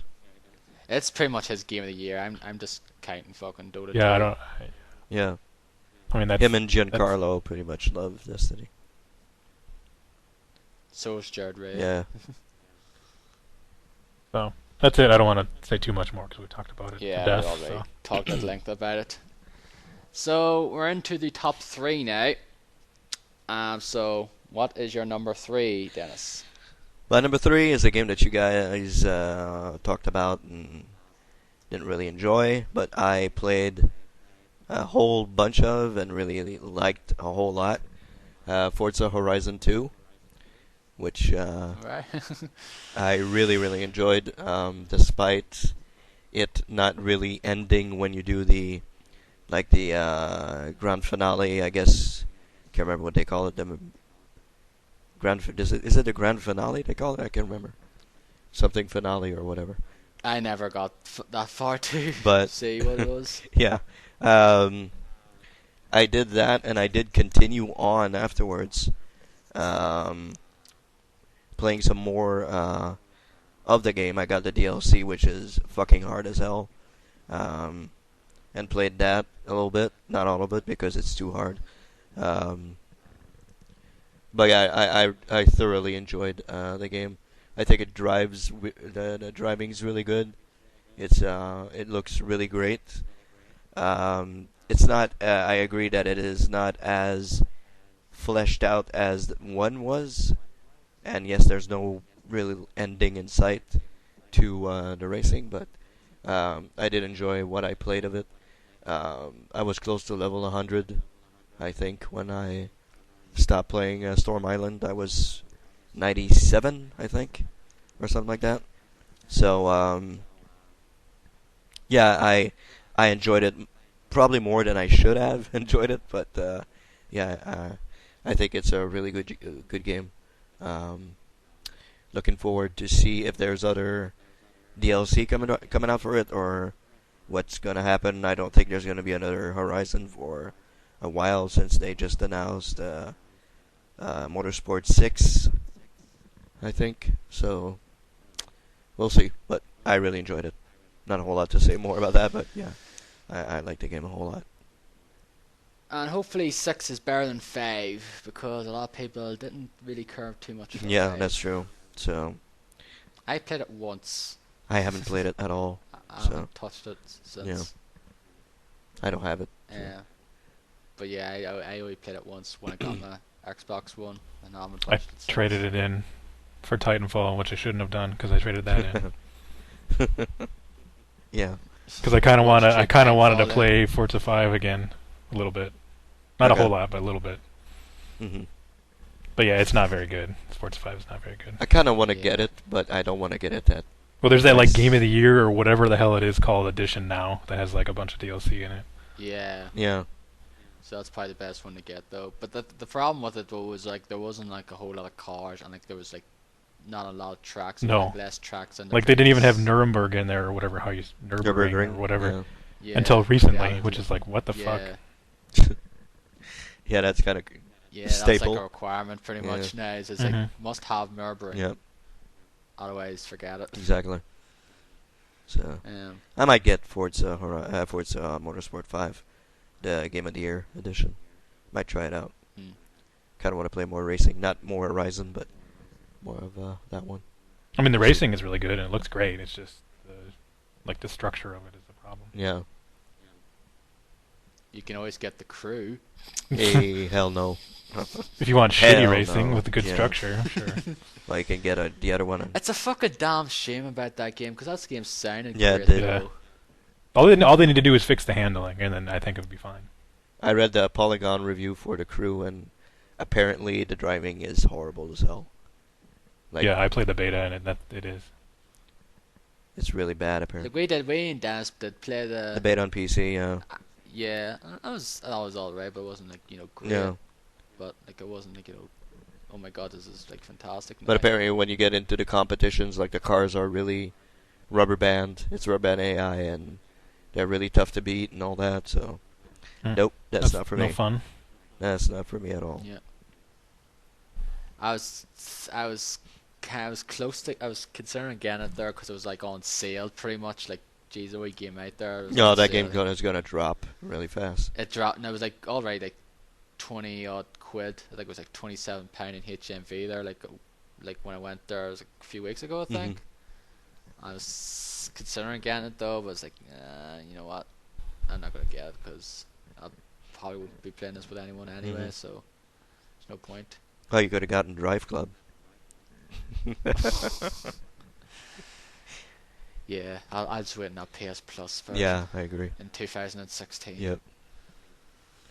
Whenever that will be. That's a disaster. Mm-hmm. Yeah, game looks great, but fuck, what do you do in that game? Not a whole lot. There's nothing to do. So Yeah, and that was like their big exclusive for the yeah, for the year, yeah, for the end of the year. Yep. And it was a failure. Yep. So yeah. Anyway, where are we at now? Number 3. Number 3. It's my number 3, Yeah, isn't you're it? number 3. Yeah. Okay, this is another Nintendo game. It's not on the Wii U. It is on. Well, it's a Nintendo game, and in fact, it's on Nintendo console. It's not an actual Nintendo, made game. It's on the 3DS, and the fact is, this is the only 3DS game I bought this year in terms of new releases. That's just to say that 2014 was not a particularly good year for me, for 3DS, because this was the only game I got. It is a follow-up to a game that was also in my top 10 in 2012. It is a place higher than that game. It is a rhythm-based game that has music from a very well-renowned RPG series. I know what it is now. This is pretty much kind of the definitive edition version of the game, because it's pretty much the same game, but it has all the tracks from the first one, but plus all the DLC from I think all the DLC tracks, or most of them, that you can download, and a bunch more tracks. It's 200 tracks, kind of overall around that there, give or take. And it is, of course, Theater Rhythm Final Fantasy Curtain Call. I loved Theater Rhythm, the first one. I played a lot of it, played a lot of this as well. I just really enjoy playing these games. I quite like rhythm games. I enjoyed tapping along, just playing some of the music in this here. Some of my favourite Final Fantasy tracks, like Samarkand and all that there. It's just very enjoyable to play through. Samarkand, Moon Ring and Angel, it's just on some of the well-renowned Final Fantasy tracks. And the great thing about this one now, it has online, which works remarkably well. I pretty much played a bunch of it online, and the good thing is I've never gotten a single dropout, because sometimes you play online and you get dropouts, people just rage quit or whatnot. I didn't get a single one. I played through against a few Japanese players. You know how well that probably went for me. Yeah, I can imagine. Yeah. I did beat a few of them, no, but there's a few of them just wiped the floor with me. Because there's 2 different kind of modes. You can play the X Ultimate difficulty with no EX burst, which is these power ups you use to sort of screw your opponent's game up, and they can do the same for you. And just various things you could do, different difficulties not there though. But yeah, I love this. I love the game though. It's one of my favorite games of the year. It's next to Link Between Worlds. It is my favorite 3DS game. So that is Theater Rhythm Final Fantasy Curtain Call. And hopefully Theater Rhythm Dragon Quest will come out this year here, despite the fact I have not played a single game in that series for more than a couple of hours. So go ahead, Derek. Okay, my number 3. I don't think anybody's talked about this yet, other than maybe honorable mention, which would be Middle-earth: Shadow of Mordor. It's probably one of the most innovative games to come out this year. The Nemesis system is really cool. Although different orcs are really cool, and there's a huge variety in them and in their abilities. The combat is great. The stealth is very, very, very forgiving. you like almost don't even need to try to be stealthy, and you can be stealthy. Yeah. Which is kind of cool. Like even if somebody spots you, if you're in stealth, like the trigger, you can still run up right to them and then do a stealth attack and kill them right away. Even though like their icon will turn red, as long as you do it like right away. So it's very forgiving with the stealth, which I do like. Unlike Far Cry 4. Yeah. Yeah, in Far Cry 4 everybody has eagle eyes and they can hear anything anywhere, and it's just crazy. I did have some issues at the beginning. Like I thought it was kind of hard at first. Like, but once you start unlocking more abilities, then it gets easier and easier until you become like godlike, pretty much. Yeah. Which is pretty cool. I guess my only complaint is I had some issues with like the traversal. Like a lot of times I'd be getting stuck on like walls and like stuff when I'm trying to either jump up them or jump off them, or it'll jump in like the wrong spot sometimes. I think I had that problem myself sometimes as well. I had it like quite a bit, but I eventually kind of like at first anyway. But I eventually kind of just got used to the controls. They did feel kind of slow. Like when I would move, it didn't like move as fast as I expected to, but I just kind of got used to it, and it didn't become a problem anymore.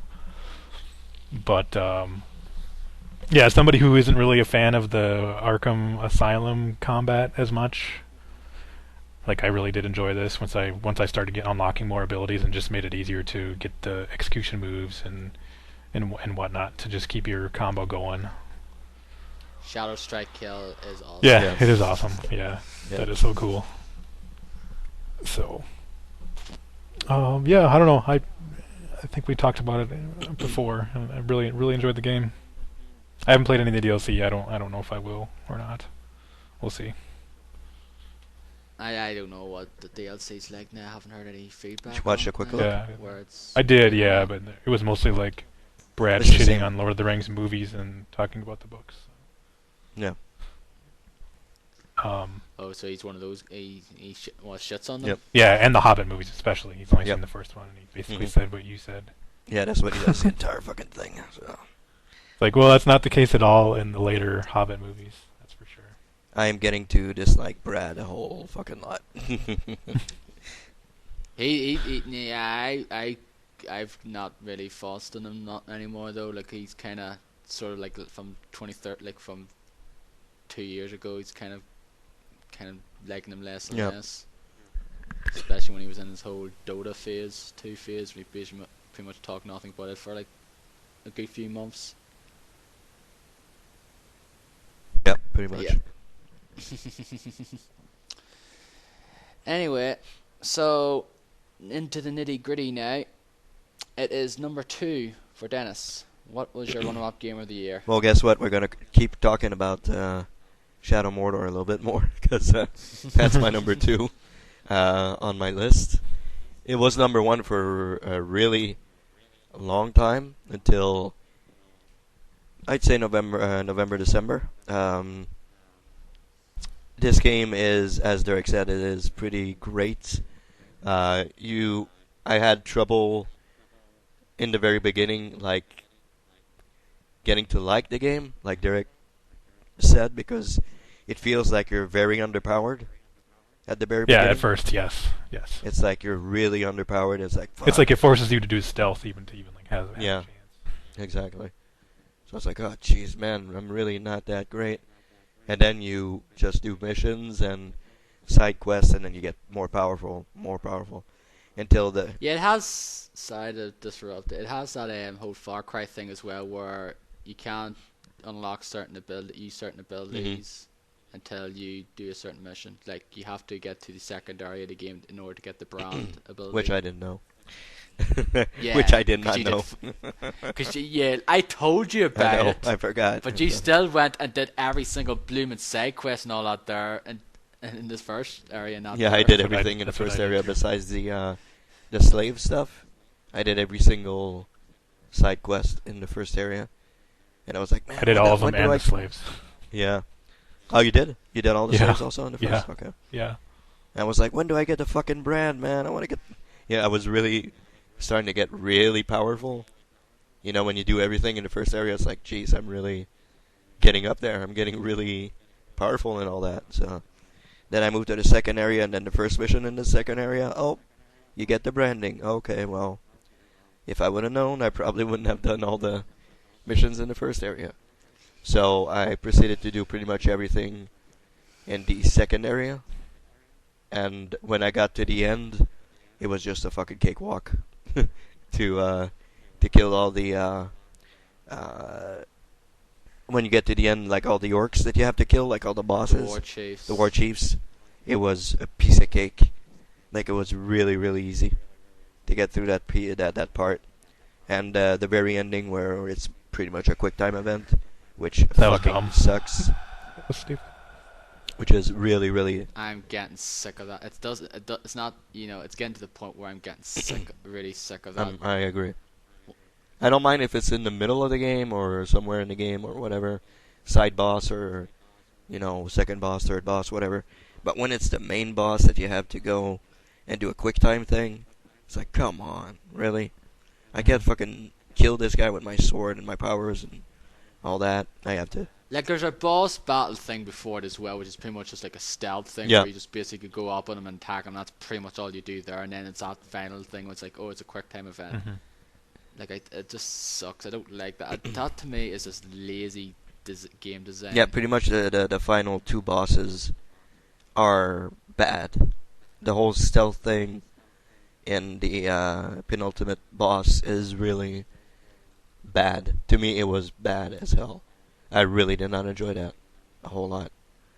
And the final one is even worse. So the story is pretty bad. I thought it was a bad story, to be quite honest. It didn't really make me like the characters a whole lot. So didn't really enjoy the story much. But the gameplay, the Nemesis system, which is absolutely phenomenal. That's really Nemesis system is real next gen. That's next gen stuff right there. That's something that should be in a whole lot of more games going forward. Like, can you imagine seeing that in a wrestling game or something like that? That would be phenomenal. Yeah, it truly is next gen because it's not on the 360 or Exactly. 360 version. Exactly. Yeah. Yeah. So hint, hint, wink, wink, hint, hint for 2K. But yeah, it would be And Ukes. and Ukes exactly. It would be great to implement that in a Batman game or something like that. That would be really good. So yeah, I really really loved that game. It got knocked out of first place by something else, but Which I pretty much know what it is anyway, Yeah. because you pretty much said it like to me like a few weeks ago. So like, yeah, this is my game of the year. I did post it on Twitter, so everybody Yeah. should know what it is. But yeah, really enjoyed Shadow Mordor. It's a really great game. Loved it to bits. Awesome. Go ahead, Darren. Okay, my runner-up is, this would have been my game of the year if a certain other game didn't come out on the Wii U, because you pretty much know what my game of the year Yeah, is. pretty much. It's pretty much a foregone conclusion. I don't know. This is pretty much a surprise to me, like, because I didn't expect to like this game as much as I thought I would, though. Mainly because I've just finished playing Shovel Knight. Hmm. When I played this here, I played Shovel Knight, and I was kind of getting annoyed with it in certain spots. So, and then I just played this game, and it was just a breath of fresh air. I just found it really relaxing to play through the simple puzzles and that there, and going through the different areas and that there. I know what it is. It's a game because came out this year because it celebrates 100 years of the start of this war, and that is the First World War. It is Valiant Hearts: The Great War. It's the second game that came out this year that uses the Ubi art style. Yep. The first one is Child of Light, Mhm. which I wish I played more of, but didn't, because I was quite looking forward to that game. Mhm. But Valiant Hearts, I don't know, just something about it. I just really clicked with me. The art design in it is absolutely beautiful. Yep. It just shows. It just does the whole style is just very well done because it shows how grim that war is, because just seeing like the very like brown and like and then the trenches and all that there. And I love the whole, which sort of flashes thing like another tile shows up. It's kind of like a comic book thing. And you see like the animation of like the machine gun going ta ta ta ta ta ta and stuff like that there. And the story in it is interesting. Like you play as 4 different characters. You play as a nerd. You play as a farmer guy. He's a male. He's like the main guy. You play as his like son-in-law, who is a soldier for the German side. Yep. You play as this American guy. The black guy. I forget it's Carl. Yep. Carl is the. No, Carl is the black guy. He's the American. No, Freddy. Freddy is the American. Carl is the son, and the nurse is Anna. Yep. So there's, and he The plays French. for, and each of them have different sort of things. Where Anna, you come up and help soldiers, sort of you heal soldiers with this little wee simple enough mini game kind of stuff like that. But each of them have their own different like paths, and some of the stories are more interesting than the others though. And like Dennis said earlier, the ending is a real heartbreaker, and I got teary-eyed at the end. Yep. I am not afraid to admit. Yeah. Because and the fact is you control it. Yep. It's not like you just watch, you control what happens at the end. It's just quite powerful in that Yep. way. And what I loved about this game as well is like certain games out there is like, oh, there's no point getting the collectibles, they're just meaningless shit though. I wanted to go out of my way and get the collectibles because it basically shows items that were used during this time, like the gas mask and certain medical items and things like that to help people through this horrific war. And also every time you entered a new area, a new like mission, you get like a few different sections of information about that particular thing, like if it was a certain battle or a certain event that happened during that time as well. So you learn a lot of stuff though. Like I learned a few things about this war that I didn't know before thanks to this game. So it's kind of educational in a way. But like I said, I it's a simple enough game though, but it's something that just really stuck with me though, and I absolutely love this game, and it's why it's my number 2 game of the year. I forgot to say that I played it in French. You played it in French? Because you have, I didn't. when you look at the title on pretty much every site, it's like in English and in French. Like it's in both languages, and it was originally done in French, I think, and it happens in France for the most part. So yeah, I played in French. So that's cool. No detail there. Yeah, because it's Ubisoft Montpellier developed it. Yep. So they did. And yeah, I very much enjoyed this game, and I really like the main theme as well. The ones played the lovely sort of somber piano tune. It's in the main menu as well. Yep. And I've actually gotten every single achievement in this game bar 1. Okay. As well. It's one you have to do, like the last thing it's in the last mission of the game, where you have to not screw up any at all during Anna's, like the last thing we have to heal up. Person. Okay, yeah. But yeah, it covers like 1914 up to 1917. Yep. So it does. So it's not like at the end of the war. But yeah, like I enjoyed this game very much, and I thoroughly recommend checking it out. So go ahead, Derek. What is your number 2? Okay, my number 2 is a game that Dennis talked about earlier, that I'm surprised wasn't higher on his list, considering how much time we put into this game. Some people may not say this is eligible for a 2014 Game of the Year choice, considering it's an expansion, although it did come out on PS4 and Xbox One for the first time. But I'm putting it anyway as my number 2, which is Diablo 3 Reaper of Souls / Ultimate Evil Edition. Game's a lot of fun. even though it is repetitive, but you're constantly getting loot, like constantly, so much so that like you're just throwing away stuff. Yeah. And it's hard as long as you want to keep going. You want to keep raising the difficulty to keep like a challenge going. Otherwise, there's no point in playing like on normal when you're level like 70 and you have 30 Paragon levels and like all legendary gear or something. And it's really rewarding too when you play it on the higher difficulty levels. You get really good stuff like constantly. All the changes they made in the expansion are awesome. Like I guess the only exception would be like the story part of it. Like with Mathael or whatever his name is. Yeah. That part isn't so great, but like the gameplay aspects are all like fantastic, and really really enjoy playing the game, so much so that we played all the way through up to level 70 and then some as a Crusader, and I also started a Wizard from level 1, got him all the way up to level 70, and started getting Paragon levels with that character as well. Yeah, I don't know. I really love that game a lot. Yeah, it's great. And it was close to being my number one, but I don't know, not quite. Maybe if I played it again recently, I may have put it as my number one. But yeah, I'm always up for playing that game. Although I just seem to be having some computer issues, so might not be able to for a while. But really, really enjoy the game. I would kind of like to try the console version just to see. Yeah, me too. How that one goes. Yeah.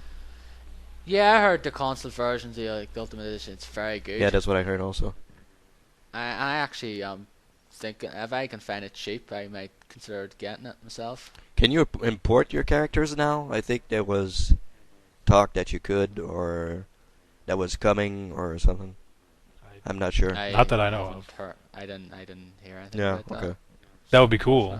Yeah. I wish you could. It would be nice to do so, because I like as much as I kind of don't want to play through the game again with a new character. I wonder how expensive. Although it is. although I know you use like the Crusader class, I heard it's very Yeah, good. it is. I think I like the So, Wizard like- more.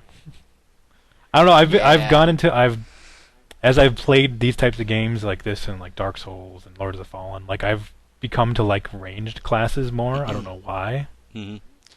And usually I would like That's- default to like a warrior class, but for some reason Yeah, I start that liking was- ranged class. Yeah, that's been my way as well. I usually just play like, the melee kind of character for the longest time though, and then it's just been like the last few years have been mage classes and that there. Like I played as a mage class. I'm playing as a mage in Dragon Age Origins at the moment. So yeah, although like I'm kind of doing melee because I'm an arcane warrior. So yeah, but yeah. So yeah, that is So that's a that's good my game number nonetheless. 2. I think I'm actually gonna go play some Diablo tonight. I kind of want Yeah. to. I kind of want to play some. Yeah, I'd play it though with you guys if I was not flipping. I kind of want to start over. I said I wouldn't do it, but I kind of want to start over and choose a wizard, because you guys seem to really like what the wizard I'd has to choose a offer. Crusader probably though. Yeah, I really like. That's the only class I've played as though, but I really like the wizard. Mm. It's a cool class. There's just so many options for your character class. Like you can have a fire build, you can have a lightning build, you can have an ice build. There's just tons of different options, which is really cool. Yeah, and some of the spells and not the talents you get are pretty awesome Mhm. Oh yeah. as well. Like if I get the console version down the line, at one point, I think now would be the best time, because nothing's coming out for a fucking long time until I think March. Until I want something like the order Yeah, is probably that's the true. next one. So that would be the best time. So you're not getting Dying Light or the Order or anything. I'm getting like the that order. then? The order is what? When is that? March? February? Really? Yeah. Okay, I thought it was March. No, I'm getting the order. I'm not interested in Dying Light. I'm getting the order, for sure. Are you getting the Evolve? No way. The game everyone seems to be, most people seem to be flipping raving about, but us Really? and others. Yeah, that's true. Man, you're right. Everybody seems The only to be person I know freaking of that out. likes it is that Mary from GameSpot. Yeah. But everybody Nobody seems to be else freaking out on that game. I'm like, what? Huh. Really? Okay. Like I keep on Yeah, but, like, why not? getting these alpha and beta invites, and I just don't have any interest in playing it. I downloaded on the PS4 though, but I never played it. Okay. I actually tried to go play it though. But Is that like the couldn't Left 4 get a Dead game. thing? Where one? Yeah, it's done by the Left 4 Dead team, Turtle Rock. Okay. Okay. It's basically, yeah, it's a 4-on-1, four people against a monster. And there was like this whole controversy this week with the whole DLC season pass stuff with it. I don't see the Yeah. I don't see the fun in that. 4 people against a monster. I don't see how that can be any fun whatsoever. I think it'll be like enjoyable for a bit though, but then it'll just get to a point where it'll just get boring. It's like it's just gonna be very short-lived game, and like, it's just gonna be a game that's Yeah. fun for a short time. Like I can see why Left 4 Dead was fun. That was a really great game. That was fun, but Because it was different every Yeah, time exactly. with the whole AI director thing. Because like certain zombies would come like that wasn't completely the same all the Yeah. time. yeah. Whereas this would probably be that there, and it's just going to get to a point where it's like, okay, like I do not see the whole appeal of that game Nope. whatsoever. It's just one of those games like, why is this so anticipated? And then I'll watch the quick look and I'll go buy it. So that's how it goes. Yeah, because you said that about flipping Sunset Yeah, Overdrive, exactly. and you end up loving that game. So Yeah, you have to keep your mouth shut for the time yeah, being. pretty much. Can't say it. I think that's out in February 10th or something. It's out in a few weeks' time. Yeah, there's nothing. It's gone cold. So same Yeah. thing with the Order. Both of Yeah. those have gone gold now. There's nothing in Yeah. January, so Really, Dennis? Oh yeah, I forgot Saints Row. That's right. Yeah. I forgot. Oh, Cat Out of Hell. That's what I'm getting. Yeah. Yeah, for sure. Oh, yeah. I was gonna say, like, really? I forgot Saints Row. I completely forgot. So Yeah, are I you just know. buying the DLC, or wait, you got it on PC, right? Yeah, I have it on PC. Yeah, so you just buy the Yeah, you I've just got buy it on the PC DLC as well. PC. Probably just get the DLC. Yeah. Yeah. I'm tempted. I'll I'm probably tempted get- to buy the like, PS4 version that has like all the DLC. Yeah, I kind of was tempted too. I kind of wanted to do that too, but I'm gonna hold off. Yeah. Isn't it cheaper than the $60? Isn't it like 40 or something? Yeah, it's 40 something. Yeah. I kind of Yeah. was tempted to do it, but I don't know. Well, like a 20%. I'll probably off hold at off Best on that. Buy. Yeah, I don't know. We'll see. Is that next week? No, I think it's the week after. I think it is next week or the week after. Daylight's the 27th now, so Yeah. it's Tuesday week.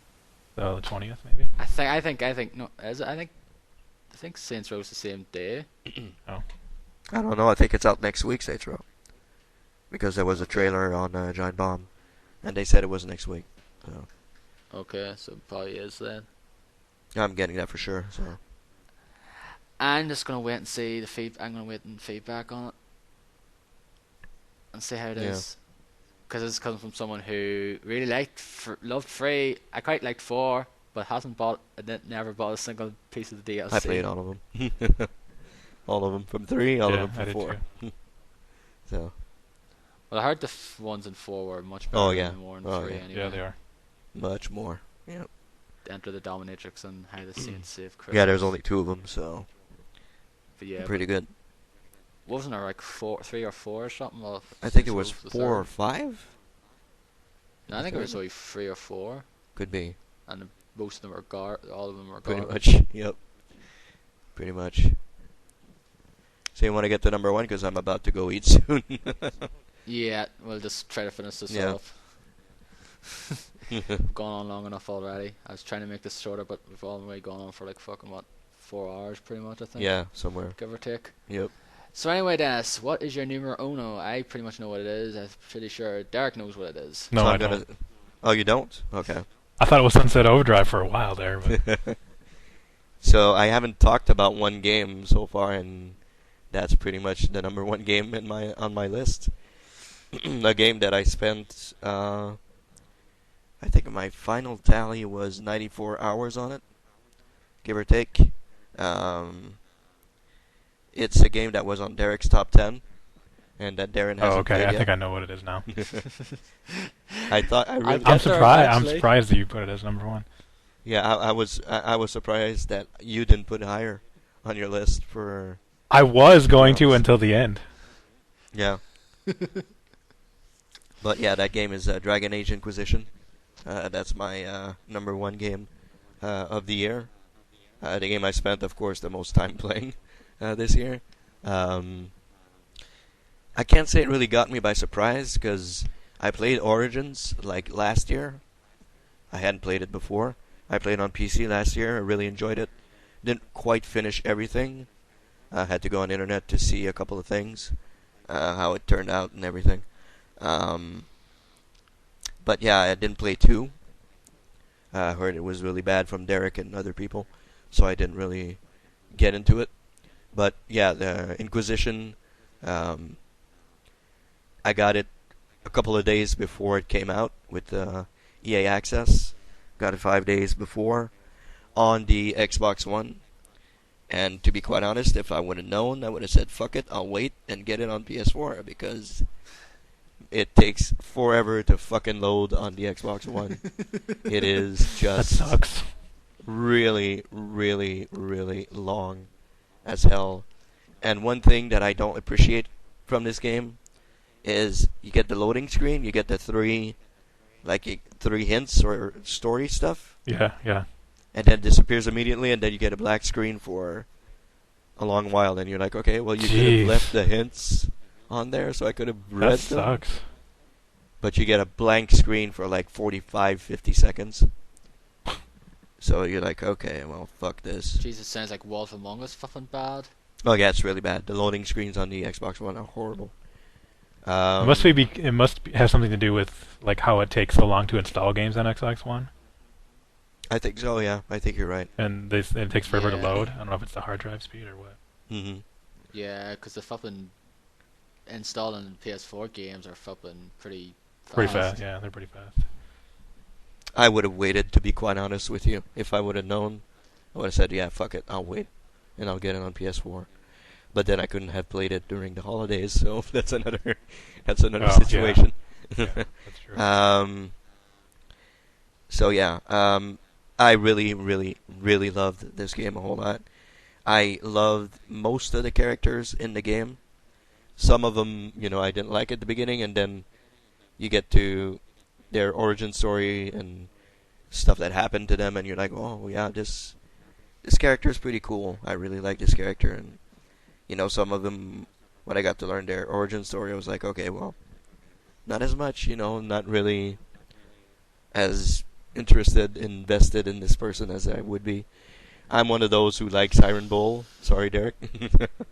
I kind of like Iron Well, I mean, I Bull. like him. I just don't like him like as much as everybody else. I think his origin story is, I think it was the most touching one in the gang, in all of them. I won't reveal anything, but yeah, I think it was the most touching one that you have to go through. As you said, the side quests. If you play the game, Darren, by the way, don't Yes, do I know. shit. Don't spend much time in the Yeah. hinterlands. I Yeah, already don't. know that. Don't do like Steph and I did, and spend forever in the fucking hinterlands, and just go, okay. Well, that's I'll what do I this. did too, and eventually I had to stop. Yeah, you're like, okay, I'll do this. Whoop, another quest. Okay, I'll do this. Okay, well, there's another quest, and another one, and another one. It's like never ending. Oh my god, it's too. Oh, it sounds like Xenoblade Chronicles. Yeah, it's like they pop up constantly. It's like, okay, well, I'll stop doing Because it. heck, you do fucking 50 million bloody side quests in that game before you get out of the first area. I didn't pick up a whole lot of shards. I don't know if you did there. I did all the shards. Oh, you did? You did all? Yeah, you get some pretty good stuff. Oh, so you unlocked all the tombs and the. Yeah. Uh-huh. Okay. Okay, I should have done that instead of doing all the side quests. Yeah, those are more rewarding than most of the side quests. Yeah. Except for the dragons and then like the main quest in the area. Yeah, the dragons give you a whole lot of good stuff. Yeah. A whole lot of good stuff. I think this is one of the games that I actually liked crafting stuff. I actually enjoyed crafting some armor and weapons and Yeah, I did too. stuff. Usually I hate that shit, but in this I really enjoyed it. To craft everything for everybody and have them have the best armor and the best weapons and everything. I had a romance with Cassandra. Pretty much from the middle of the game, I would say. I romanced Sarah. Okay. I know Oh, you so didn't like her. Yeah, you were a girl, right? Yeah. Yeah, because she's a she plays for the other team. Let's say. Oh, okay. Because I tried to romance her, and she said, "Well, no, because I like girls." I'm like, okay, so that won't work. That'd be great for my Dragon Age Origin character then, Yeah, because I've romanced Liliana in that game. and you're a girl also. Oh, in Origins, yeah, Okay. I'm a female elf mage. Okay. So yeah, I'm a I was a male, and I tried to romance her, and she said, "Oh no, I like girls." Okay, well, and I had what's his face, the mage there, with the mustache. What Dorian. was his name? Dorian. Yeah, he tried to romance me because he likes guys. So I was like, nope. Well, I'm taken. Sorry. So he's like Zavern then from the first game. Yeah, I think so. Yeah. So yeah, I ended up. Yeah, but with he this, ends up with another character. I won't say it because it's pretty interesting. Yeah. Hey, he does. Dorian ends up with another character in your party. Yeah, that's Oh, true. okay. Yeah, that's right. And it's like pretty. Like if you ever bring them out on a mission and the stuff they say together is like crazy. Yeah. Like, oh my god, what the hell? Yeah. I didn't know this was going on. Well, this happened. So yeah, I enjoyed most of the characters. I got to like Sarah. At the very beginning, I didn't really like her. I thought she was too kooky and crazy. But when you bring her on missions, and she just like her and Iron Bull will just go off on all sorts of Yeah. stuff together. And how do you kill this guy? And how do you do it? Like it's really funny to hear him. And she just like cracks shit with other guys, other people, and it's pretty good. The end boss. How many companions do you get? How much are they? 9, 7? I think. 9? I think so. 8 or 9. Yeah, and it's not, oh, you can miss this one. You don't have a choice to get them all, so it's pretty much you get them all in the game. Mm-hmm. Oh, so it's not like Dragon Age Origins. It's not like Logain where you can miss him. Yeah. Mm-hmm. So yeah, I enjoyed most of the characters. The ending, I guess not post credits, but during credits, a little bit like Marvel does. I was like, whoa, really? Okay. I kind of can't wait for the next one. See what's gonna happen here. But yeah. Oh, That you mean was- after the credits, that scene? Is it after the credits or in between them? I can't remember.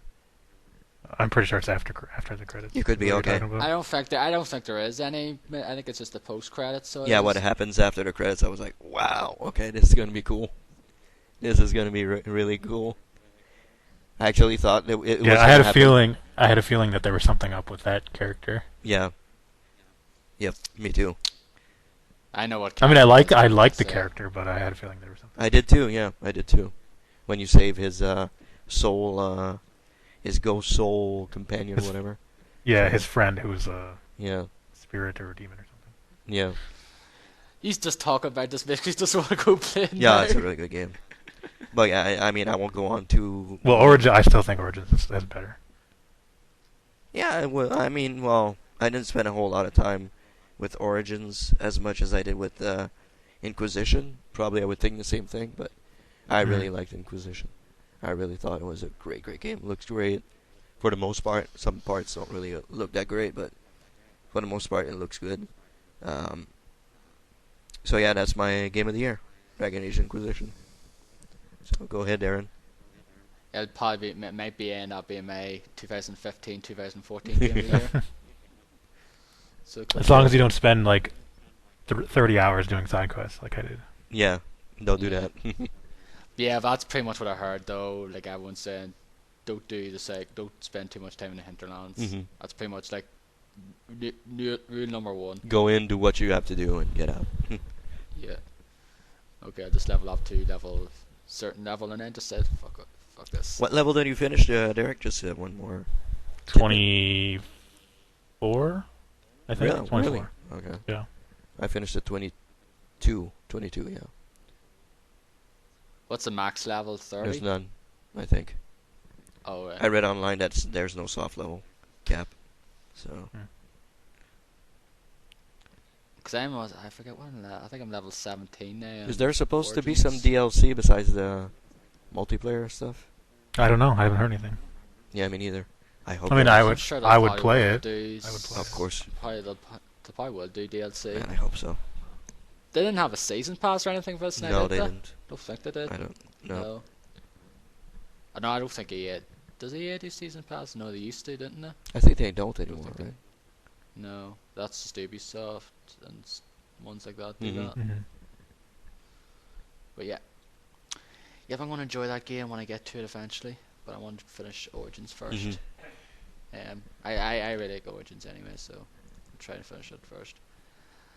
But anyway, my favorite game of the year is a sequel to one of my favorite games of 2010.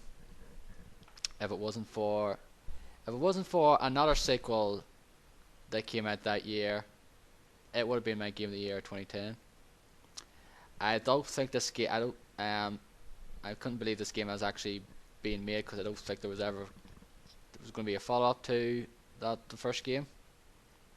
It came out, like I said, it was announced like 2 years ago. This game, I was pretty much waiting with bated breath ever since it was first announced.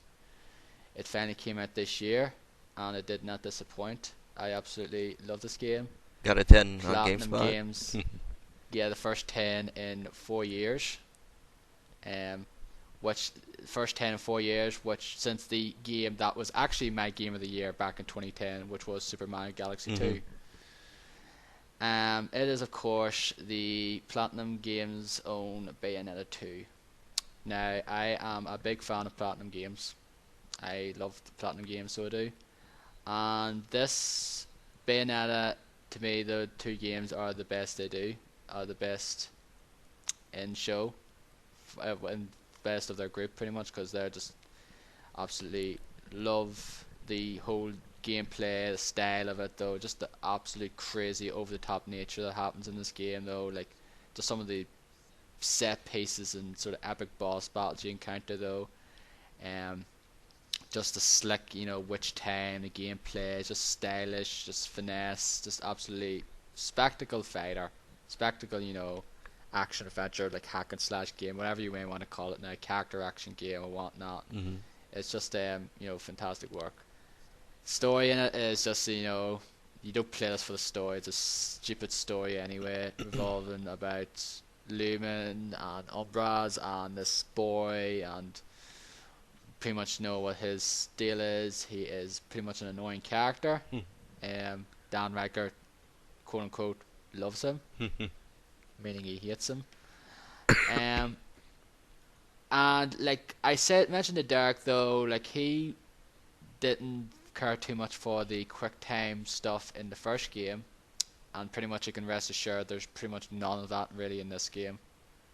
So there isn't. You can pretty much go through the game without much in the way of those kind of quick time events, that kind of like insta kill quick time events that were kind of in the first game. It's good because then if I get a Wii U, I'll play this game. Yeah. I don't know, like some people probably bought it for this game though. I know a few people bought the Wii U just to play this game. I doubt it'll ever show up in the other consoles because Nintendo published this game, but you never know. Could see the light of day somewhere.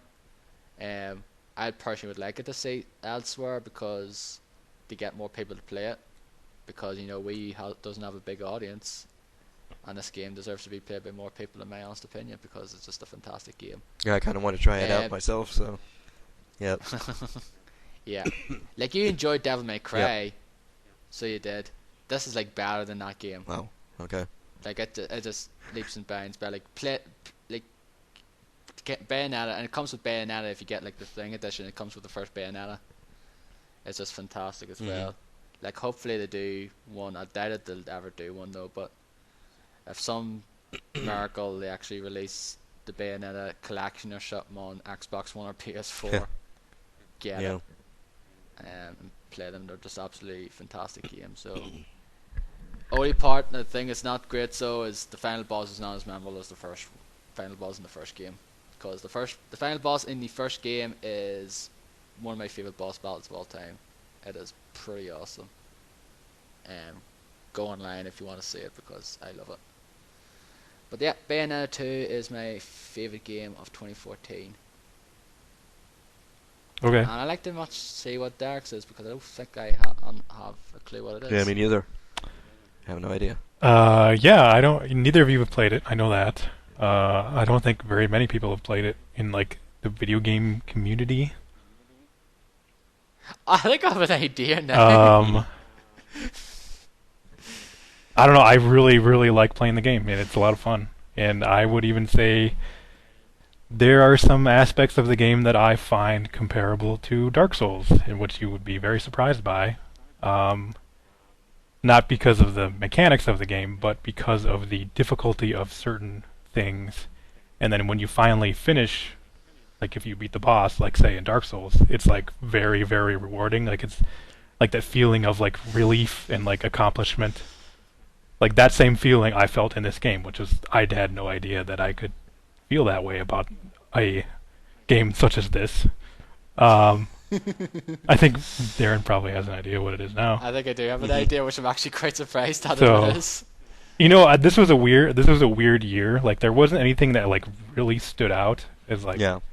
like oh man, this is my game of the year. Like definitely. Like like last year, Last of Us. Like I knew that was my game of the year. And while I was playing it, and like Skyrim, like I knew that was my game of the year too. Yeah, and like Between Worlds, pretty much no bad when I played it though, because like I had an idea when it was first announced, like this had to be a really colossal failure for not to be my game of the year. Hmm. So as I was putting down, I went through a Wikipedia page that had like all the games of 2014. I was like, okay, I played this, finished this. Yeah, I did finished that this. too. Yeah. I was like looking at the list. I was trying to think like, okay, well, I don't really know. Like the order of my list, for example, is not too. I don't know. I didn't put too much into the order on this list, except for maybe the top 3 or 4.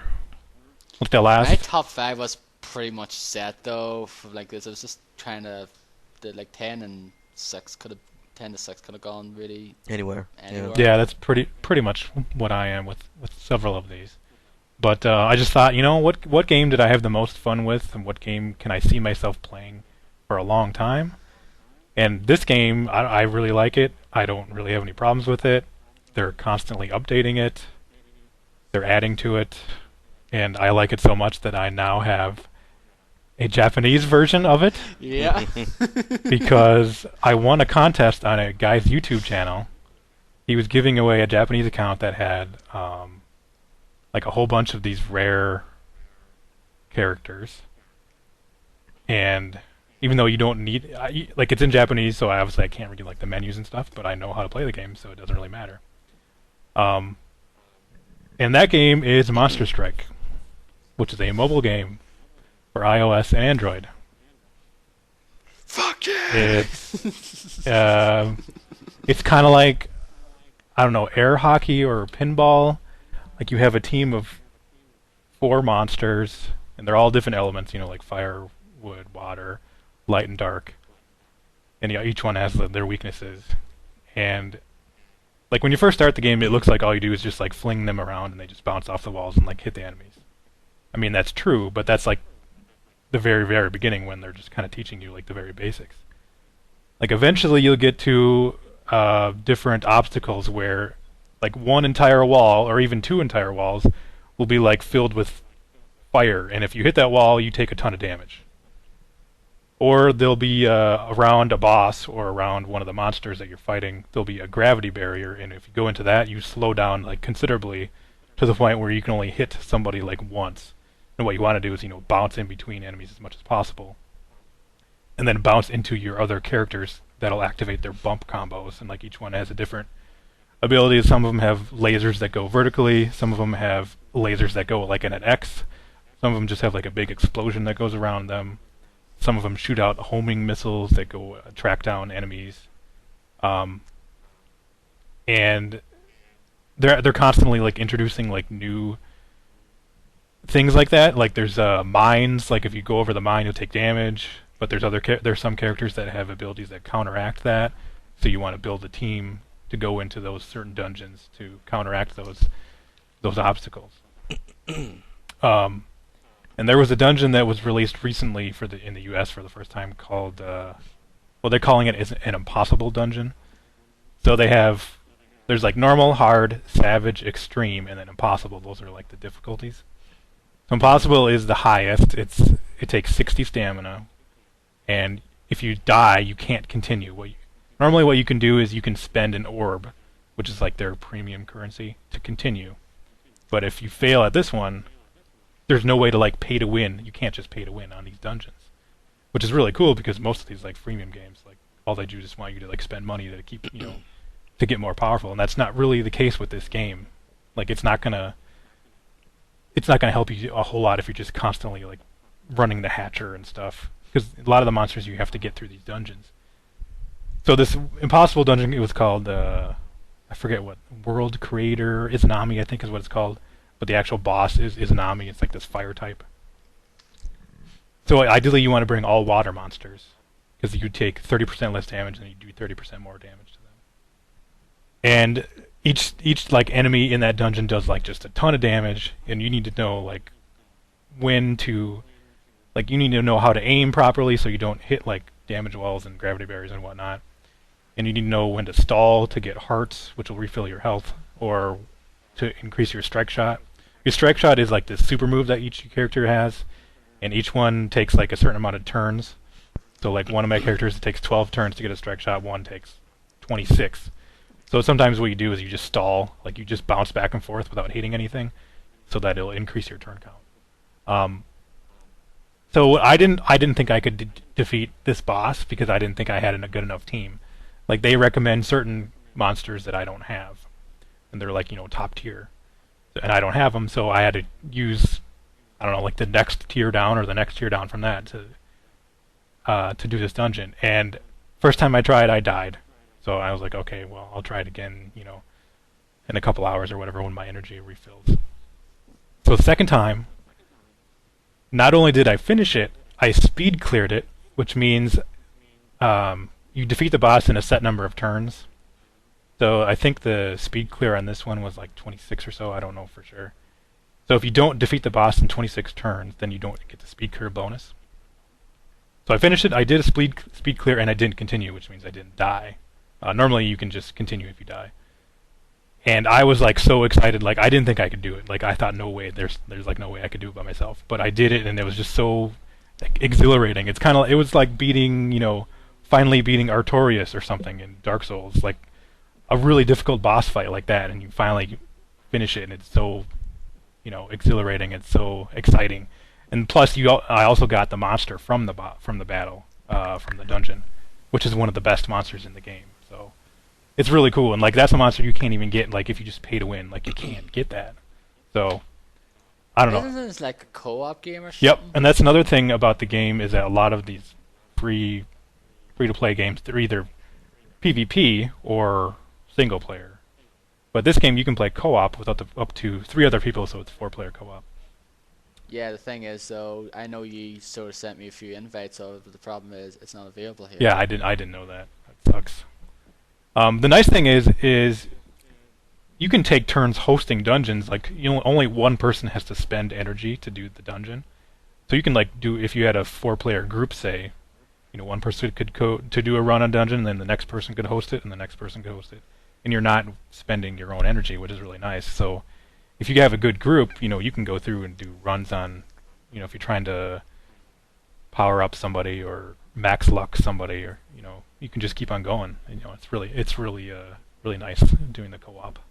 So there's an app in Japan called Line, which is also available here, and it's like a social network app, and they use Monster Strike uses that app. So I'm in a group on there, which is like there's 200 people in that group, but of course they're not all online at the same time. So if I'm doing co-op, I'll just host a dungeon in there, and random people will join. So it's not as great as playing with people because it's easier to talk to them, like somebody on Skype or in person or whatever. But oh, and it also has co-op via GPS. So if you have somebody nearby, you can just turn on your GPS and then do co-op that way. You don't need an app or anything. Yeah, that's cool. Which is really cool. So yeah, Monster Strike is my number 1 game of 2014. However, the best game I played this year last year, 2014. The The best game I played last year by far is Persona 4 Golden. Like, that game is perfect. Like, it's in my top, definitely in my top 5 of all time. Mm. The story, the characters are all awesome. The music grows on you. At first you may not like it, but it grows on you. It's good music. The battle system is great. All the different personas are cool to collect. I don't know. I just love that game. Even though I had watched the entire Persona 4 Endurance run, I still bought Persona 4 Golden and played it and loved like every minute of it. And I put like 99 hours into it. About. No. So. Was it 99 hours or was it like more than 100 hours because the thing maxed out? I think it was like 97 or 8 or something. So just about 99. Because wasn't that the case? I think with them. When they Oh, played, probably. Yeah. I think it probably maxed out. It didn't go over 100. It probably was more than 100 hours. So that's my true game of the year. But if I have to choose one from 2014, it's definitely Monster Strike. Yeah, it's like Jeff Gershman back in 2012. Yeah. He said Far Cry 4 is his game of the year, but it's like true game of the year was Persona 4 Golden. Yeah. Yeah. So. But yeah, that's a great game nonetheless. So yeah, if you do have a chance to try Monster Strike, I would give it a shot. If you're looking for a mobile game, if you're not, then hey, don't play it. It's fun. Yeah. yeah, I'd like to play it though, but the fact is, it's not fucking available here for some bloody reason. Yeah, I So wonder. I That's actually too want bad. to play it with you though, but can't. Well, Yeah, you could, if you had an Android. Well, if you either had a rooted phone or a jailbroken phone, you could just download the APK for the US version and do that, install that. But I don't know. That's what I had to do with the did. Japanese one. I had to find the APK file for the Japanese version. Okay. I had my iPad was jailbroken out there, and my phone I think was far away, but I don't do that now. But yeah, I don't know if there's no sign of it coming up here anytime soon as well. I'll have to wait and see. That's weird. Hope it does. But yeah, sounds like a neat game though. Anyway, I think I seen like watched footage of it though. Like, They it does did look play a little good bit on game. Giant Bomb. I don't know if it was a quick look or just on like Unprofessional Fridays. And it's, I don't know. I don't think they showed it off very well because Drew had basically just started, and there's really nothing to show when you just start. Yeah, you have to put your time into it and then show like the later game. Mm.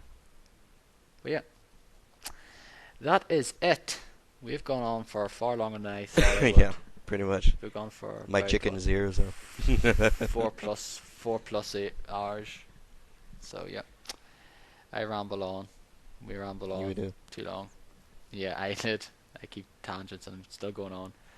So anyway, that is it for our game of the year 2014. We might do a looking forward to 2015. Maybe not now, but next week or a week after that. Yeah, well, probably our first episode, our first proper episode. Yeah. We'll probably do that. I did want to talk about worst trend, but I think we've gone on too long now. Well, I think we know what the worst trend is. Delays. Delays. It's Delays a tough and battle. HD remasters. Mm. Which I don't agree. And probably broken games at launch, I guess, Yeah. as well. Is a bit of a Those were trend. the contenders. Yeah. Yeah. Man, a lot of broken ass games at launch this year. Well, the second half of the year, really. Mhm. Battlefield 4 paved the way, I guess. Yep. That's in 2013. And that's probably why Battlefield Hardline got delayed, because it's going to be flipping. It's going to be busted. Yeah, let's not do that again. Yeah. But anyway, thank you guys for sticking with me for these last 4 hours. Thanks for sticking through my computer problems and My throat problems. Yeah. My rambling on problems. So anyway, guys, we'll see yous probably do one in another few weeks' time, I guess. Talk about 2015. Talk about some of the games. Yeah, and some of the games we've been playing recently, though. I'll talk more in depth about Dragon Age Origins. Yep. Because that's pretty much the only game I've been playing for the last few days. For the most part. So I'll try to play more of it, and hopefully by the time we get to do one, I'll have it finished. But anyway, I hope you guys enjoyed this, and we'll see you all next time. Ciao, Bella. Happy See ya. New Year.